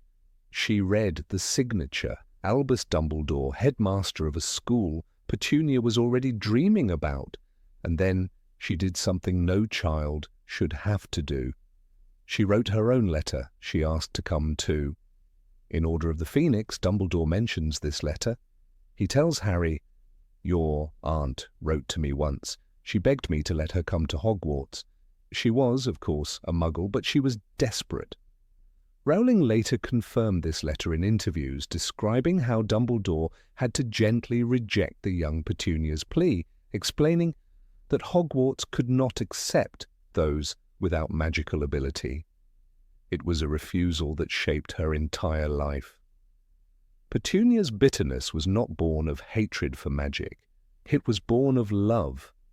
Love for a world that would never accept her. She didn't despise Lily for being a witch. She despised the fact that she herself wasn't. She watched her sister grow luminous with power, earning praise from professors, riding brooms, learning spells, and eventually falling in love with a wizard. Meanwhile, Petunia stayed behind, stuck in suburbia, feeling increasingly dull in comparison. When Lily was invited to Hogwarts, Petunia's world didn't just change, it collapsed. The magic that she once dreamed of became the enemy. Not because she hated it, but because she couldn't bear to look at it anymore. Like a girl watching her best friend step onto a stage she'll never reach, Petunia buried her yearning beneath disdain. Some fans long hoped that her hatred hid a secret spark. That perhaps, just maybe, Petunia had untapped magic that had never been nurtured. They pointed to stories of late-blooming witches and wizards, like Neville Longbottom, whose family thought he was a squib until he showed magic by nearly falling out of a window. Could Petunia have been one of those children who needed the right moment? But magic in Rowling's world is not just about willpower, it is something born in the blood. And Joe Rowling, after years of speculation, finally ended the mystery in a 2014 interview. Petunia was never magical, not even a squib. She was a muggle through and through. Her tragedy was wanting it so badly and never being able to have it. And so the theory fell. Not with a bang, but with a quiet confirmation. Petunia Dursley, née Evans, was never meant to wield a wand or cast a spell. Her knowledge of magic came only from years of jealousy and observation. Her resentment was the ghost of an unfulfilled dream. But that does not make her story less tragic. In fact, it deepens the sorrow. Because Petunia lived in a house where magic had once lived. She had watched it brighten her sister's eyes. She had felt its presence in the letters, the visitors, the owls, the strange flickers of light. And then, after Lily's death, magic returned, not for her, but for Lily's son. She raised Harry in a home where love was always withheld, but fear always lingered.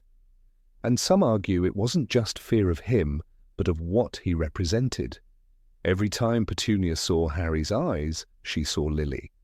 And every time Harry held a wand or said, Hogwarts, she was reminded of the door she could never open. And yet, there are glimpses, brief, painful glimpses, of what might have been. In Deathly Hallows, when Petunia pauses before leaving Privet Drive, Rowling originally wrote a scene where she tries to say goodbye to Harry. It was cut from the final book, but in an early draft, she begins to say, I do, and cannot finish. It was meant to be a moment of recognition, perhaps even apology. She doesn't finish the sentence, but we can imagine what she might have said. I do remember, I do care, I do regret. Petunia's arc is subtle, shaded in grey. She is not redeemed, she is not forgiven, but she is, in her own way, mournful. She chose normalcy, routine, and a man like Vernon Dursley because he represented the furthest thing from Lily's world. But choosing that life came at a cost. She buried her dreams so deep she couldn't even admit they were real. In the end, Petunia is a character defined not by the magic she lacked, but by the dream she lost. Her tragedy is not that she wasn't invited to Hogwarts, it's that she waited for the letter anyway. And when it never came, she convinced herself the entire world behind it was something to be feared and hated because the alternative was admitting it had rejected her. Some fans still like to imagine an alternate universe, one where a young Petunia Evans, sitting in her bedroom after reading Lily's letter, receives her own envelope, parchment, green ink, the Hogwarts crest. One where she walks the halls of the castle, studies charms and potions, perhaps even befriends her sister's odd friend Snape. In that world, Petunia might have been different, lighter, braver, kinder. But we don't live in that world, and neither did she. Her story is not about what magic she had, it's about the echo of what she never received. Petunia Dursley is perhaps the most painful kind of character in the wizarding world. Not a villain, not a hero, but a woman who stood on the threshold of wonder and was told, "You shall not pass." And maybe that's why she slammed the door behind her. Number 24. Hogwarts is a psychiatric clinic. It all begins on the train. Or rather, what Harry thinks is a train. He'd never seen anything as beautiful as this in his whole life, Rowling writes in Harry Potter and the Philosopher's Stone. The Hogwarts Express, red, glowing, magical, takes him away from a world that never understood him. But what if that's the point? What if the train isn't real at all? What if it's the moment his mind finally snaps?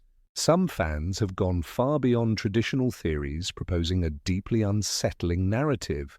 Hogwarts is not a school for wizards. It is a psychiatric institution for troubled youths, and everything that happens within it is a collective hallucination or carefully constructed therapy.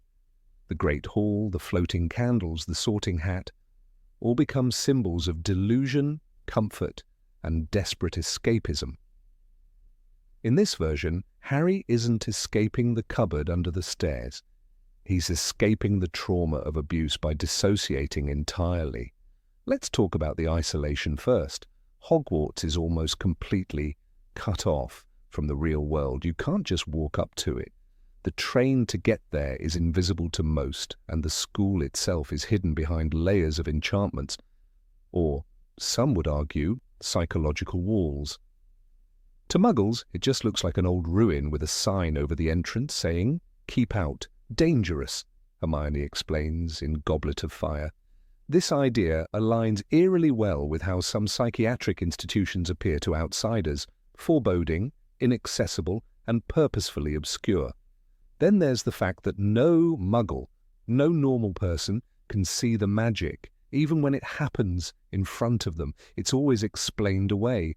Dudley forgets the pigtail. The Dursleys refuse to believe magic exists. Could this be denial, not just theirs, but Harry's? Could it be that he invents a world where his trauma has meaning, where he is special, and where everyone who ever hurt him is either powerless or punished? In this theory, Professor Snape becomes not just a potions master, but a psychiatrist, cold, calculating, confrontational. "You are here to learn the subtle science and exact art of potion making," he tells Harry in their first class. His obsession with rules, his sarcasm, his calculated cruelty, these could all be therapeutic tactics, harsh, yes, but sometimes used in experimental settings. His insistence that Harry is arrogant, that he lacks discipline, could Snape be diagnosing a child with dissociative tendencies? And Dumbledore, he fits this theory almost too perfectly. An elderly man with immense wisdom who speaks in riddles and platitudes. "It does not do to dwell on dreams and forget to live, remember that," he tells Harry. But what if that's not spiritual advice? What if it's psychiatric guidance? In this darker retelling, Dumbledore is the chief doctor, the head of the institution, orchestrating various experimental therapies disguised as magical lessons and house points. His calm demeanor and occasional distance become the behavior of a man who must care without getting too close. The teachers also make more sense in this metaphor. Trelawney, whose predictions rarely come true, could be seen as a fellow patient suffering from delusions. Hagrid, so gentle and childlike, yet exiled to the edge of the grounds, is perhaps a long-term patient who never fully recovered. His forbidden forest becomes the restricted area of the facility, a place of chaos and danger avoided by the more stable individuals. Even the architecture of Hogwarts feeds into the illusion. The moving staircases, the disappearing rooms, the paintings that talk, all part of a hallucination or therapeutic dreamscape. There's even the Room of Requirement, a place that gives you exactly what you need when you need it. This might be the most obvious metaphor of all, a patient's mind creating safe spaces as needed. "It's brilliant, that room," Neville says. "We used it to hide from the Carrows." But in this context, it's not just a hiding place, it's a coping mechanism. Consider the Forbidden Forest again, wild, unpredictable, and filled with dangerous creatures like centaurs, spiders, and werewolves. A perfect symbolic space for the subconscious mind. It is where Harry faces death for the first time, where he encounters shadows of his own trauma. Could it represent the therapy sessions themselves, the dark spaces where patients are forced to confront what they fear most? Then there are the Dementors. Get too near a Dementor and every good feeling, every happy memory will be sucked out of you, Lupin explains. You'll be left with nothing but the worst experiences of your life. These monsters could represent the very embodiment of depression and trauma. They patrol the grounds like orderlies. Their kiss, a removal of the soul, is a chilling metaphor for electroshock therapy or emotional numbness caused by heavy medication. Harry's Patronus, a symbol of joy and protection, is his ultimate defense against these forces. "Expecto Patronum," he shouts, but it only works when he focuses on his happiest memory. In a psychiatric reading, this is a visualization exercise, a therapeutic method, where patients focus on moments of happiness to stave off emotional collapse. The very concept of magic is suspect in this reading. The spells, the duels, the flying, they often mirror Harry's emotional state. When he's angry, things explode. When he's scared, he's powerless. This aligns well with a psychological interpretation. What if spells are expressions of his internal feelings? His wand, then, is not a tool but a metaphor, an extension of his need to control a world that has always been uncontrollable. Let's not forget the constant threat and instability. Each year at Hogwarts brings a new crisis, a troll, a basilisk, mass escapees from prison, a deadly tournament, a student death, a war. But through this theory's lens, these escalating dangers are not real. They are stages of Harry's therapy, increasingly intense scenarios designed to challenge his grip on reality, test his emotions, and force breakthroughs. The Triwizard Tournament, for example, becomes an extreme therapeutic confrontation with fear, identity, and death. One of the eeriest aspects of this theory is how the outside world never quite touches Hogwarts. The seasons change, but the world doesn't. There are no real political events, no national headlines, no tangible societal shifts, until Voldemort returns, and even then, it's abstract. In a psychological reading, Voldemort becomes the ultimate enemy, a personification of Harry's trauma. There is no good and evil, Quirrell says in Philosopher's Stone. There is only power. In this interpretation, Voldemort is the shadow self, the part of Harry he must confront to recover. In fact, Voldemort's origin, an orphan, emotionally starved, angry, and brilliant, is hauntingly close to Harry's own. In traditional literary analysis, they are mirror characters. In this theory, they are one and the same. Harry invents Voldemort to give shape to his pain. Every encounter with him is a confrontation with himself. Even Harry's closest relationships shift under this lens. Ron and Hermione, loyal, contrasting, ever-present, could be imagined friends or different aspects of Harry's personality. Hermione, with her logic and discipline, becomes the embodiment of his rational mind. Ron, emotional and impulsive, becomes his heart.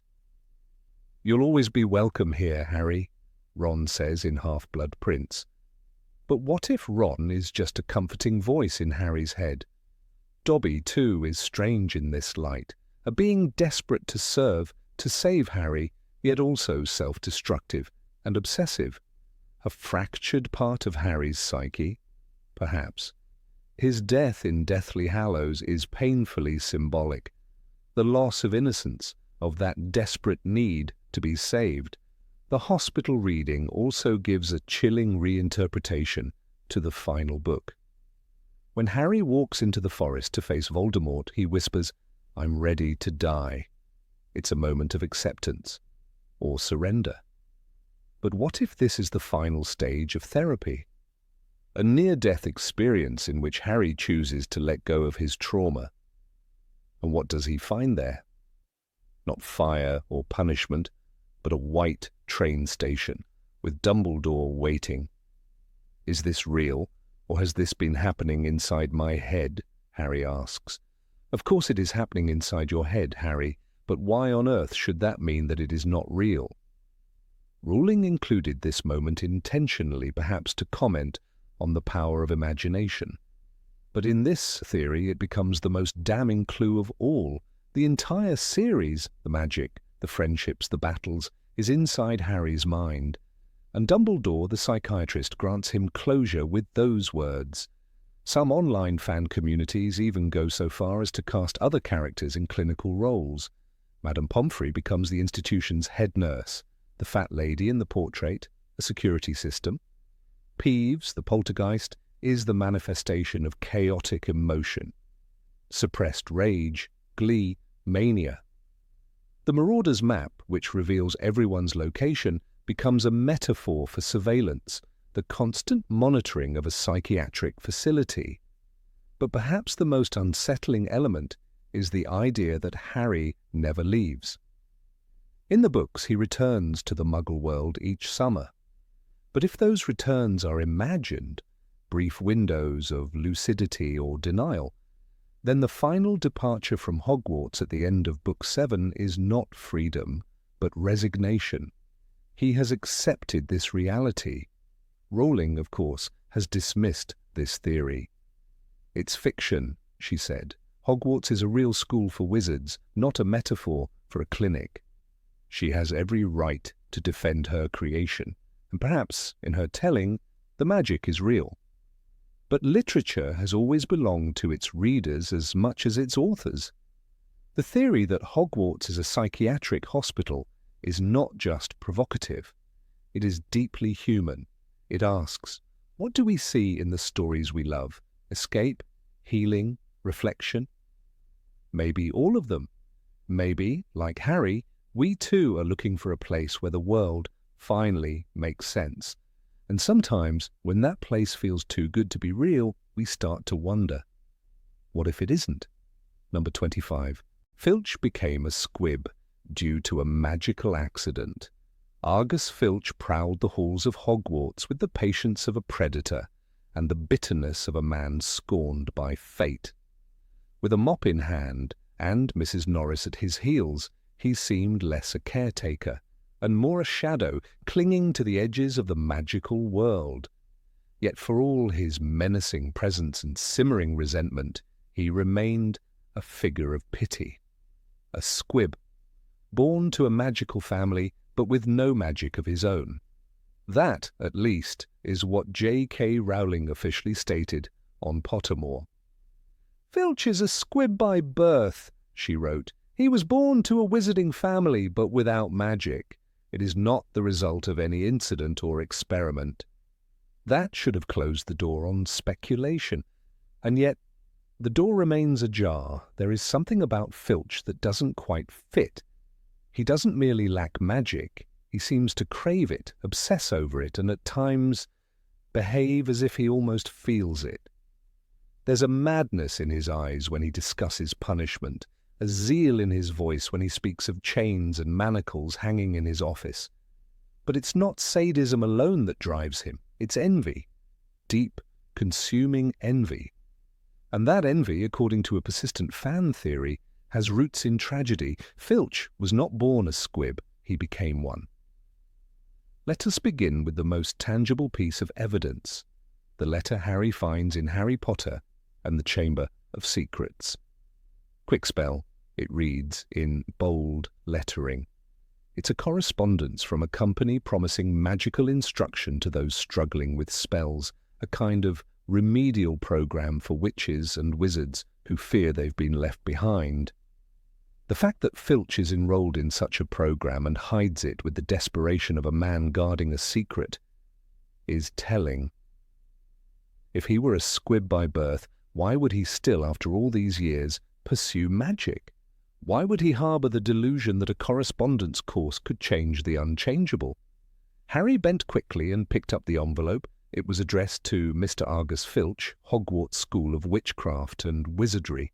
He unfolded the letter, which had been inside, and read, "Quick Spell, a correspondence course in beginner's magic. Chamber of Secrets, Chapter 8.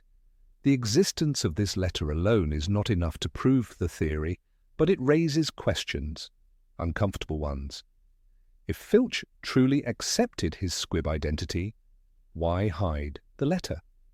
Why pursue Quickspell in secrecy? The answer offered by the theory is as chilling as it is tragic.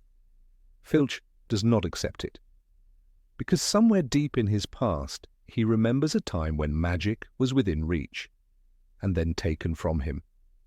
A former Ravenclaw student, Dorothea Marchbanks, reportedly told an interviewer for the Daily Prophet in 1999 that her aunt, Griselda Marchbanks, once oversaw early magical assessments in children long before they reached Hogwarts age.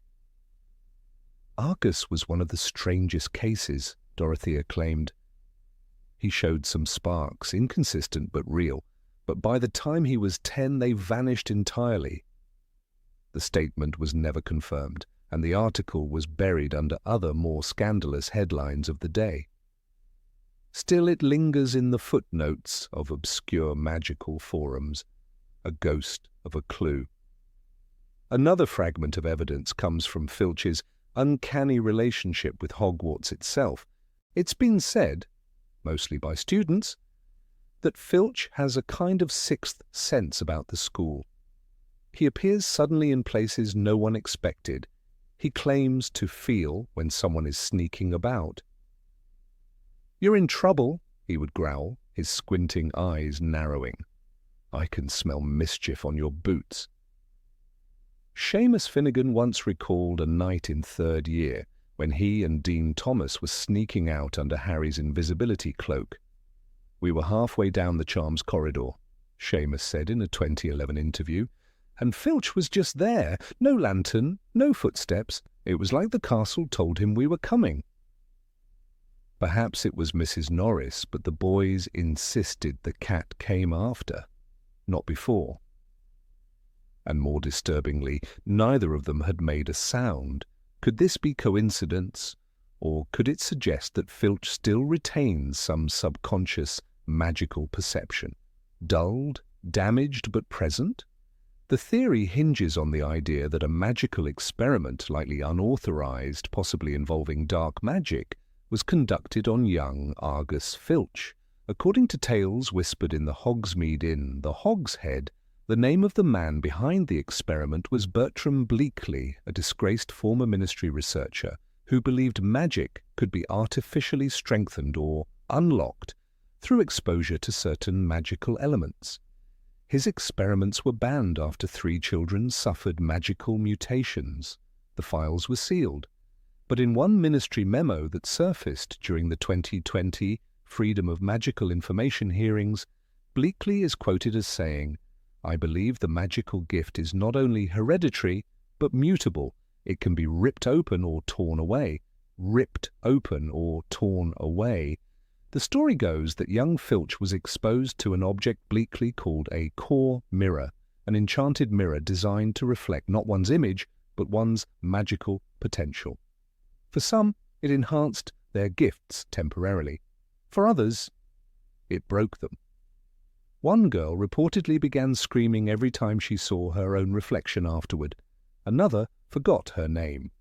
Filch, the youngest of the group, allegedly fainted, and when he woke, nothing.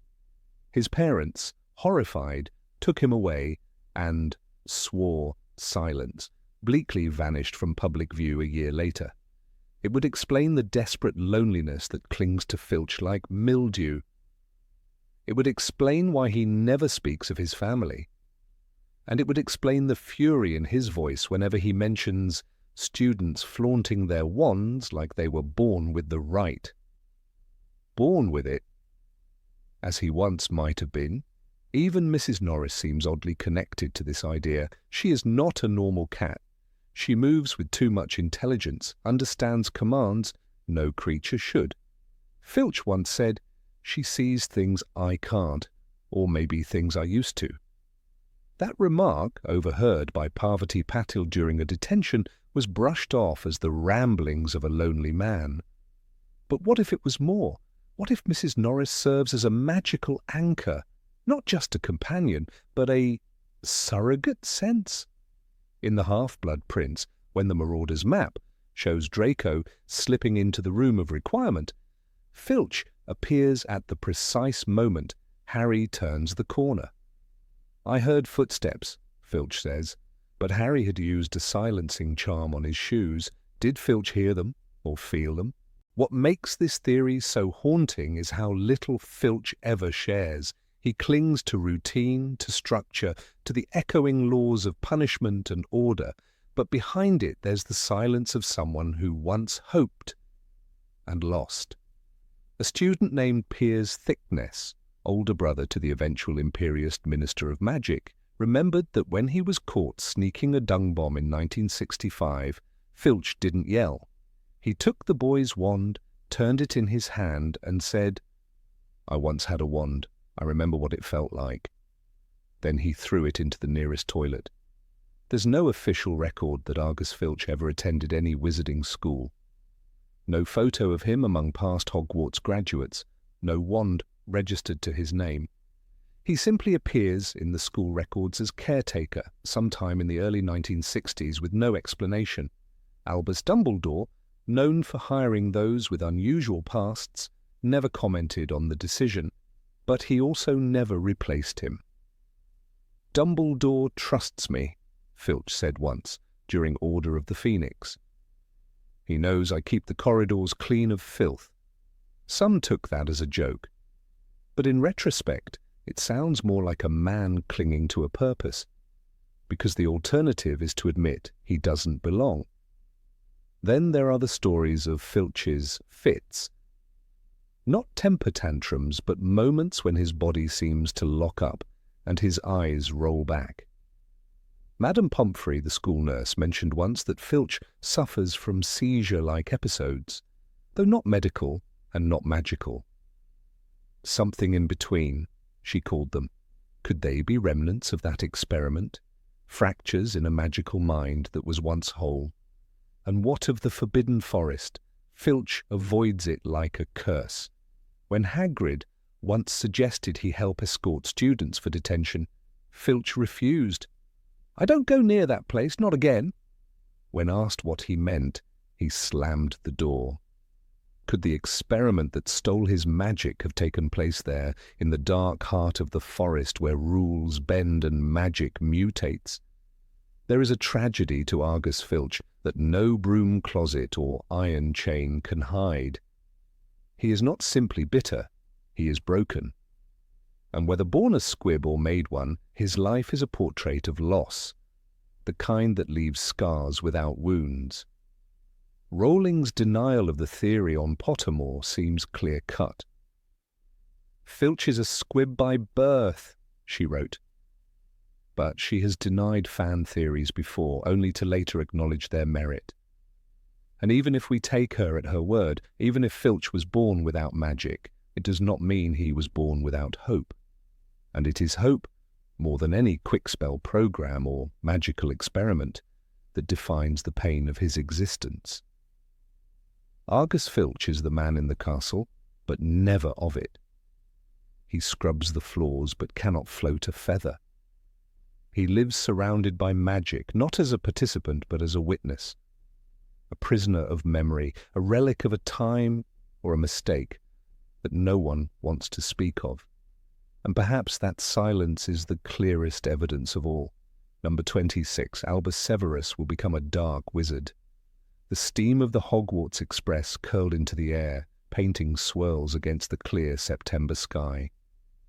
On the platform, Harry Potter bent toward his middle child, his green eyes serious beneath his messy black hair.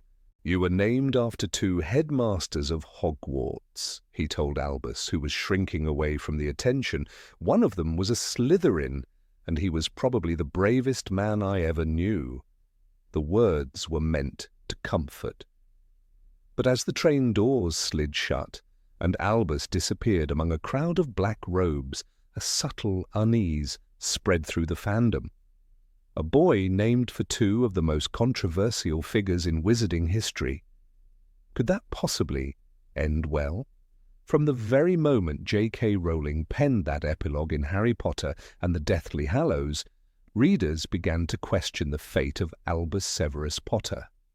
Some admired the symmetry of the name, the child of a Gryffindor hero, given the names of Dumbledore and Snape, 2 men whose legacies were marked by secrecy, sacrifice, and moral ambiguity. Others saw a seed of conflict. What child could grow up bearing that kind of weight without bending under it? Albus's namesakes are not innocent.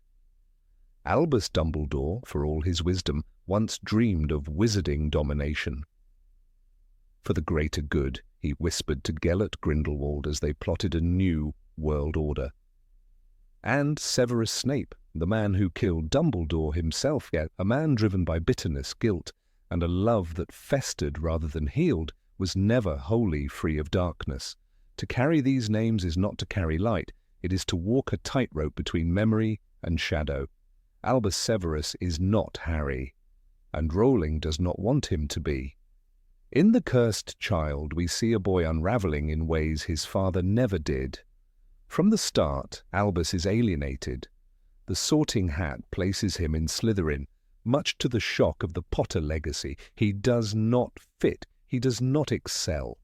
And unlike Harry, who formed fast and loyal friendships, Albus finds his only real bond in a boy reviled by the wizarding world, Scorpius Malfoy, son of Draco. The irony is sharp.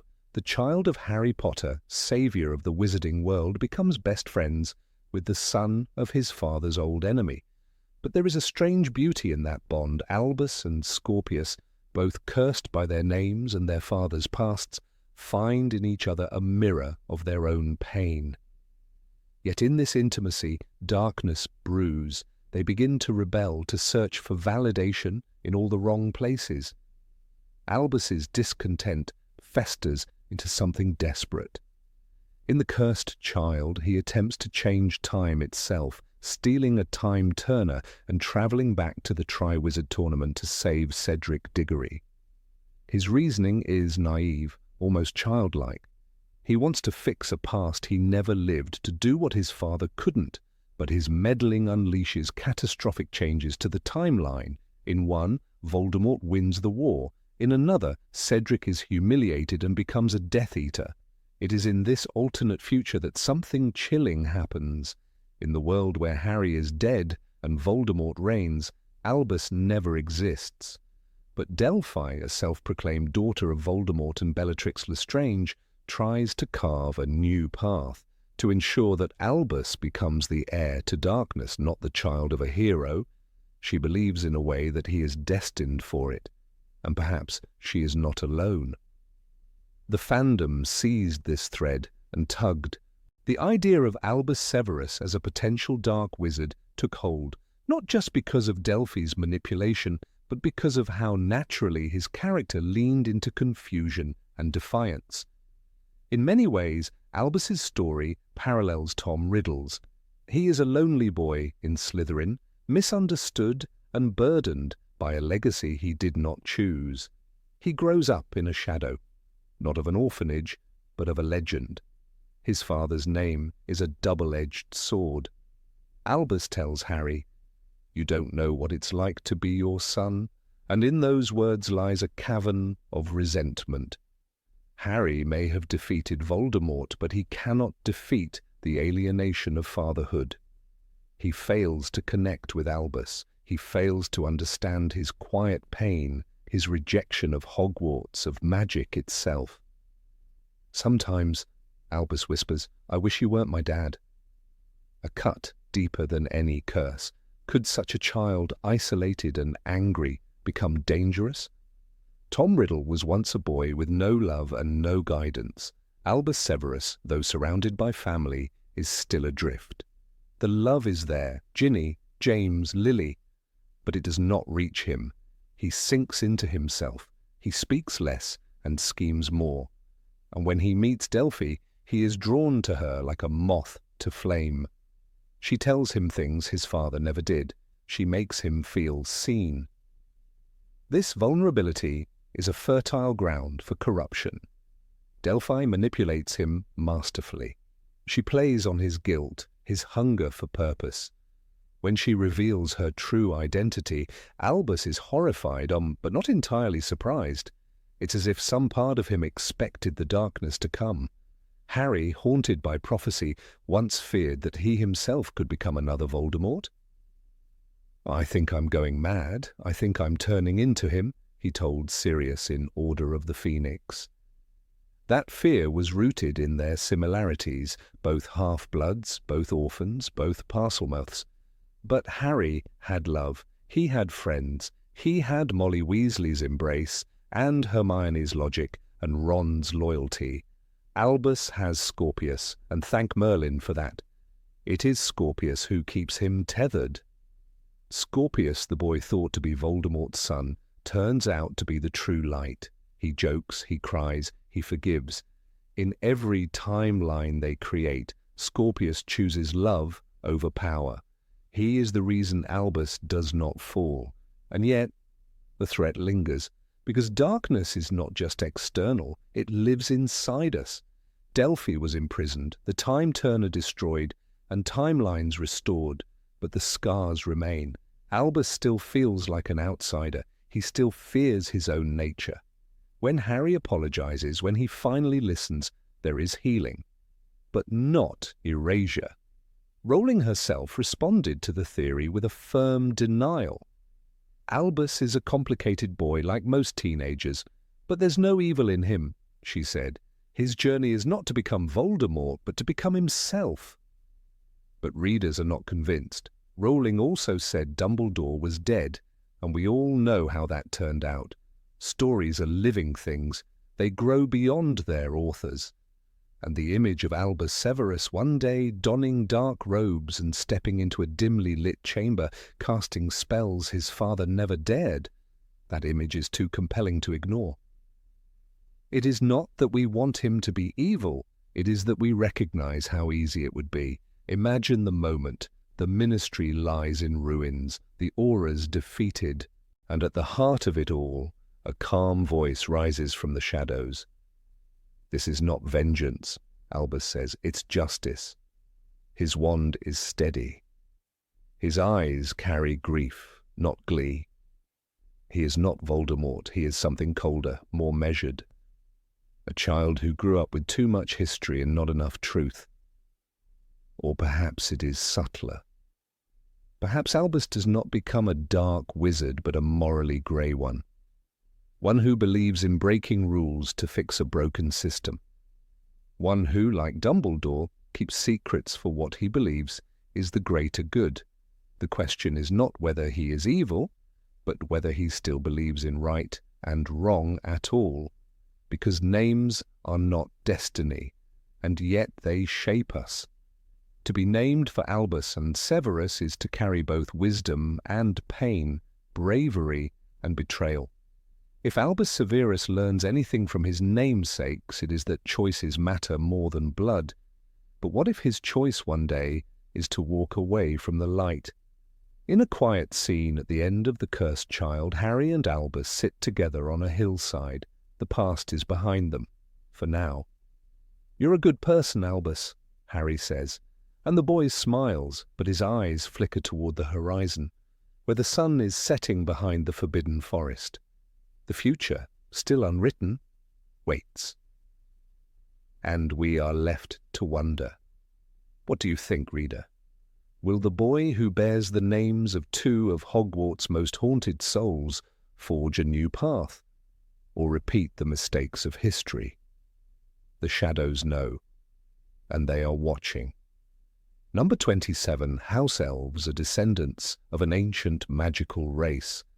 Of all the mysteries nestled within the hidden corners of the wizarding world, few are as provocative and as often dismissed as the theory that House Elves, those tireless, submissive helpers of magical households, may be the forgotten remnants of a once powerful wizarding race.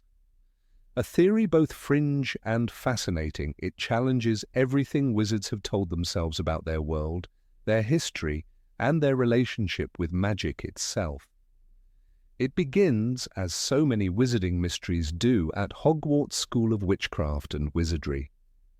There, among the floating candles, secret passageways, and ancient spells that bind the very stones of the castle, house elves work in silence. They prepare meals in the kitchens beneath the Great Hall, clean the dormitories while students sleep, and vanish from sight at the first sign of recognition. And yet these same creatures possess a kind of magic that defies even the most brilliant witches and wizards.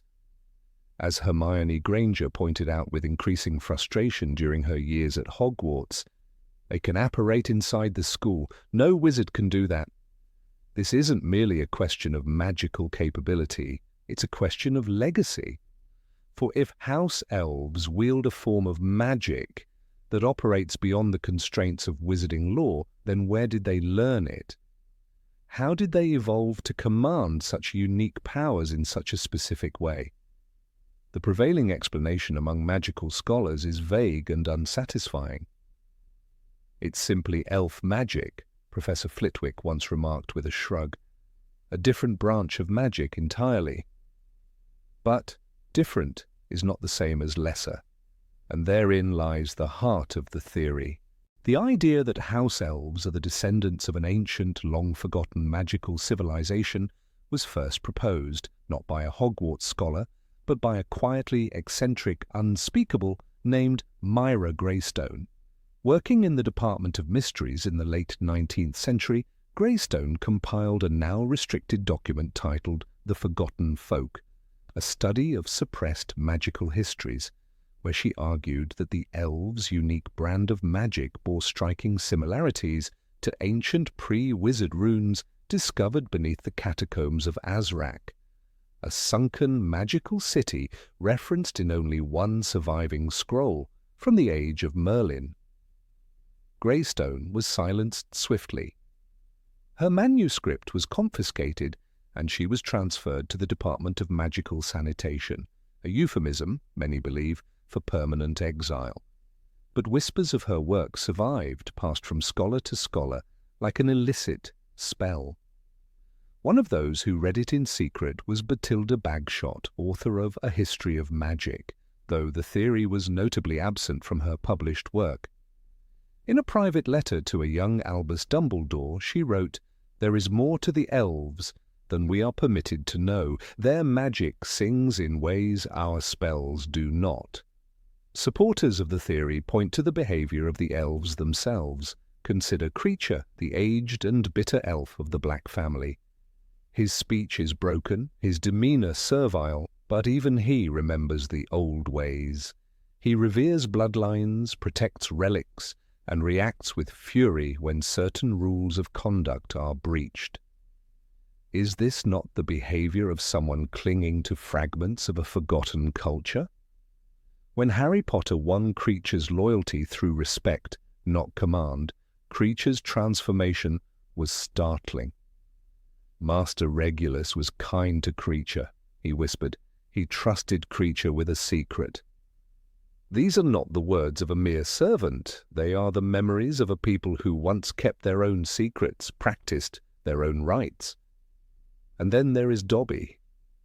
Dobby, the elf who defied Lucius Malfoy and risked punishment to warn Harry Potter of danger, operated with a bravery and self-possession far beyond what one would expect from a creature supposedly bred for servitude. He spoke in riddles, in half-truths, as though guarding knowledge he dared not share. After his death, Harry dug Dobby's grave by hand, carving into the stone the words, "Here lies Dobby, a free elf, But what if Dobby was more than free? What if he was the last echo of a culture lost to oppression? The symbols woven into elf clothing, when they are allowed to wear any, are another curious clue. Runes of protection, secrecy, and transformation are stitched into Dobby's pillowcase, barely visible to the untrained eye. When Professor Vector, Hogwarts' arithmancy teacher, examined a collection of elf-made garments recovered from the ruins of an old pure-blood estate, she reportedly found symbols not seen since the time of the Druids, symbols predating modern magical language by centuries. Rowling herself, when asked in an interview about the idea of elves being descended from ancient wizards, admitted, "It's an intriguing concept, but in my world elves are a separate magical species. Their magic is their own, not a vestige of something lost." A polite dismissal, but not interestingly a firm denial. The difference matters. In a universe where magical beings evolve, mutate and interbreed, where werewolves are part man and part beast, and Veela can charm men to madness, why not believe that an ancient magical race might have changed, whether through curse, enslavement, or choice? There are darker suggestions too. Some propose that house elves were not simply forgotten, but were deliberately erased from history by wizards who feared their power. Tales told in hushed tones speak of a war, the Great Subjugation they call it, when wizards hunted the elf kings of the Northern Isles and shattered their floating cities. A children's rhyme still whispered in some wizarding households goes, "They came with stars upon their heads, with silver tongues and eyes like red. We burned their homes and bound their hands, now they serve in every land." Dismissed as folklore, this rhyme nonetheless recalls the chants of the early ministry purges, when dangerous magical artifacts and texts were routinely destroyed. One such text, the Songs of the Stone Singers, reportedly chronicled the rituals of a race known as the Lethean, translating roughly to the Bound, who used magic tied to the stars and blood. No full copy survives. Even the mechanisms of house elf magic suggest something ancient and foundational. Their spells require no wands, no incantations.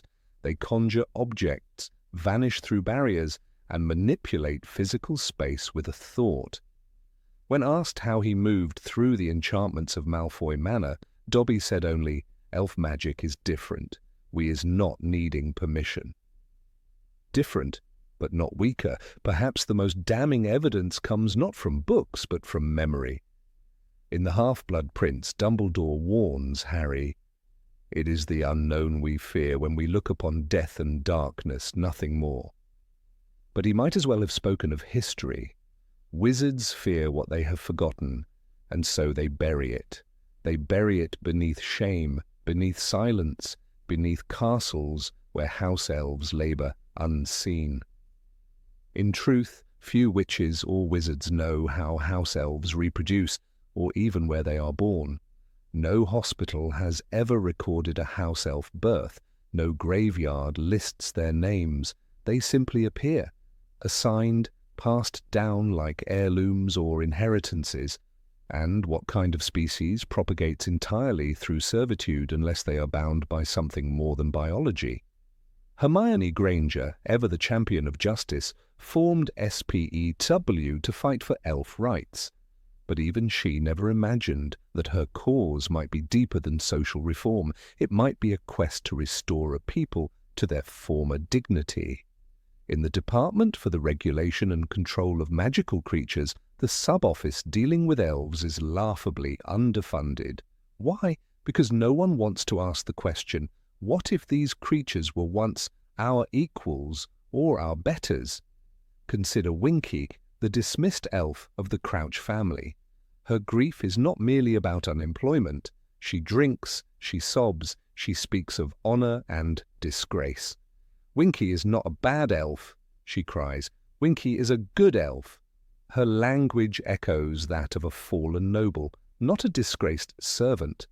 Her attachment to Barty Crouch Jr., a dark wizard in his own right, could even suggest that house elves remember darker alliances, older loyalties. In the tapestry room of 12 Grimmauld Place, the ancient black family tree lists generations of witches and wizards, but no mention of the elves who served them. And yet some of the oldest spells in the Black Library, those written in silver ink on dragonhide, are encoded in a script that even Sirius could not read. Could it be elf writing, a language lost to time and prejudice? Luna Lovegood, known for her open-mindedness and peculiar insight, once said, "Just because you can't see something doesn't mean it's not there." When asked about the theory of house elves as a fallen magical race, she smiled mysteriously and replied, "I think everyone was something else once." The walls of the Room of Requirement have heard many things, but perhaps none stranger than the voice of a hidden elf whispering old words into the air. The room, sensing need and history, once shaped itself into a hall with broken stone thrones and murals of stars, seen only once during a midnight errand run by Neville Longbottom. He told no one, but later said, "It felt like I was being watched. Not in a bad way, like something wanted to remember." What would the wizarding world become if this theory were true? If those whom they call creatures were in fact the last echo of an ancient magical people, their culture erased, their names forgotten, their magic rebranded as lesser. It would mean the foundation of magical society rests on a lie. It would mean the proudest families built their homes on stolen stones. It would mean that every free elf is a survivor of genocide. Perhaps that is why Dobby smiled when he died. Perhaps he knew something we did not.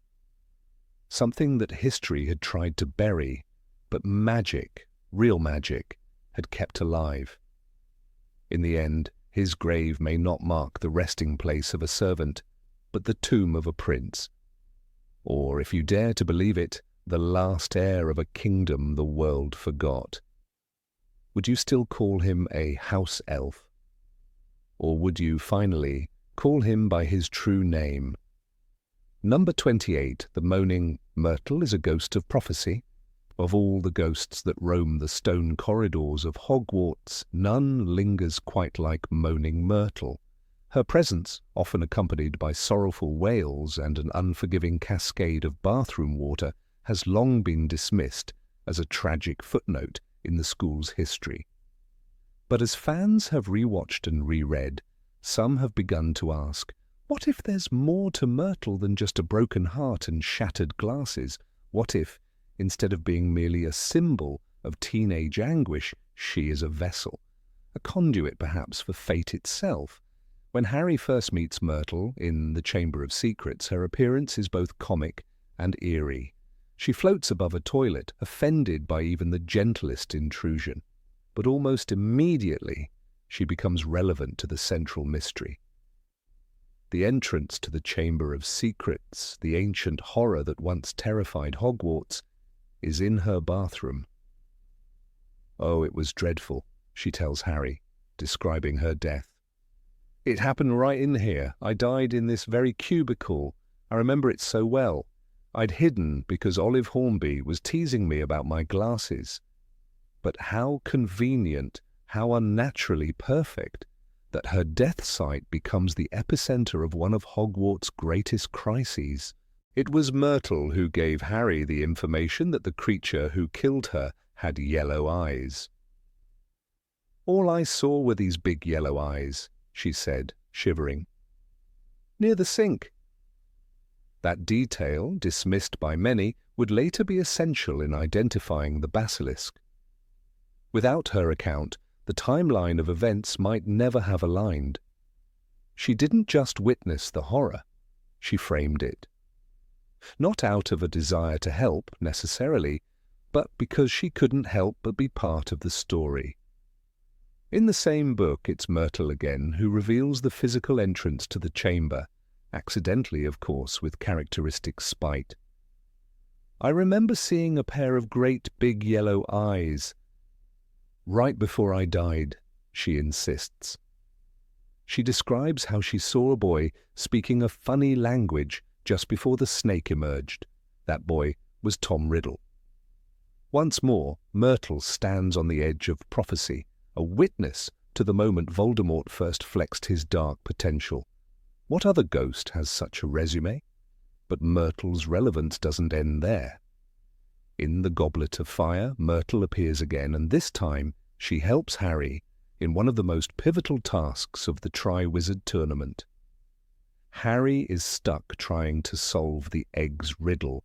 It is Myrtle who guides him. "Go to the prefect's bathroom," she whispers. "Take your egg and mull things over in the hot water." When he does, she appears yet again, casually slipping beneath the surface like some aquatic shade of fate. "I do enjoy the company of young boys," she says, with a tragic sort of coyness. But it is her guidance that allows Harry to make progress. Without her, the second task might have ended in catastrophe. It's also in that scene that we see a different Myrtle, more than a sad girl, more than a ghostly echo. She hints, quite naturally, that she has been spying. Not just on Harry, but on others. She's been inside the pipes, floating unseen through the very veins of the castle. If Hogwarts has a soul, then Myrtle has drifted through it. She knows more than she lets on? And the question then becomes, why? There's something unsettling about the way Myrtle chooses when to appear. It's never random, always in times of crisis, always in moments when things teeter between safety and disaster. When Draco Malfoy is at his most vulnerable, struggling in the Half-Blood Prince with the impossible task assigned by Voldemort, who does he confide in? Not his friends, not his family. He weeps to Myrtle. "He's a sensitive boy," she tells Harry with quiet pride. "He's got feelings just like anyone else. This is no accident." Of all the students, Draco chooses her. The ghost no one talks to. And she listens, not just like a sympathetic spirit, but like someone who understands the weight of secrets. In fact, she seems drawn to those with secrets, those dancing too close to fate's edge. That's not just empathy, it's pattern. There's a chilling symmetry here. Myrtle dies because she sees the monster. Decades later, she helps the boy who must kill that same monster. Then she comforts the boy who is supposed to restore that monster's strength. It's as if she is a thread running through the narrative's most powerful arcs. The ghost girl who shouldn't matter is at the center of it all. Some fans have begun to whisper that Myrtle is not just a ghost, not merely a remnant of tragedy. What if she is fate's whisperer? What if the magical world, chaotic and ancient, needs voices on both sides, living and dead, to maintain its balance? What if Myrtle, in her weeping and wandering, is not lost at all? Theories abound. Some suggest that the bathroom where she resides is itself a nexus of magical energy, a place where timelines intersect and secrets linger. The same room that once housed a basilisk now becomes a hiding place for Polyjuice brews, whispered plans and intimate confessions. It's a cauldron of change, and Myrtle is always there.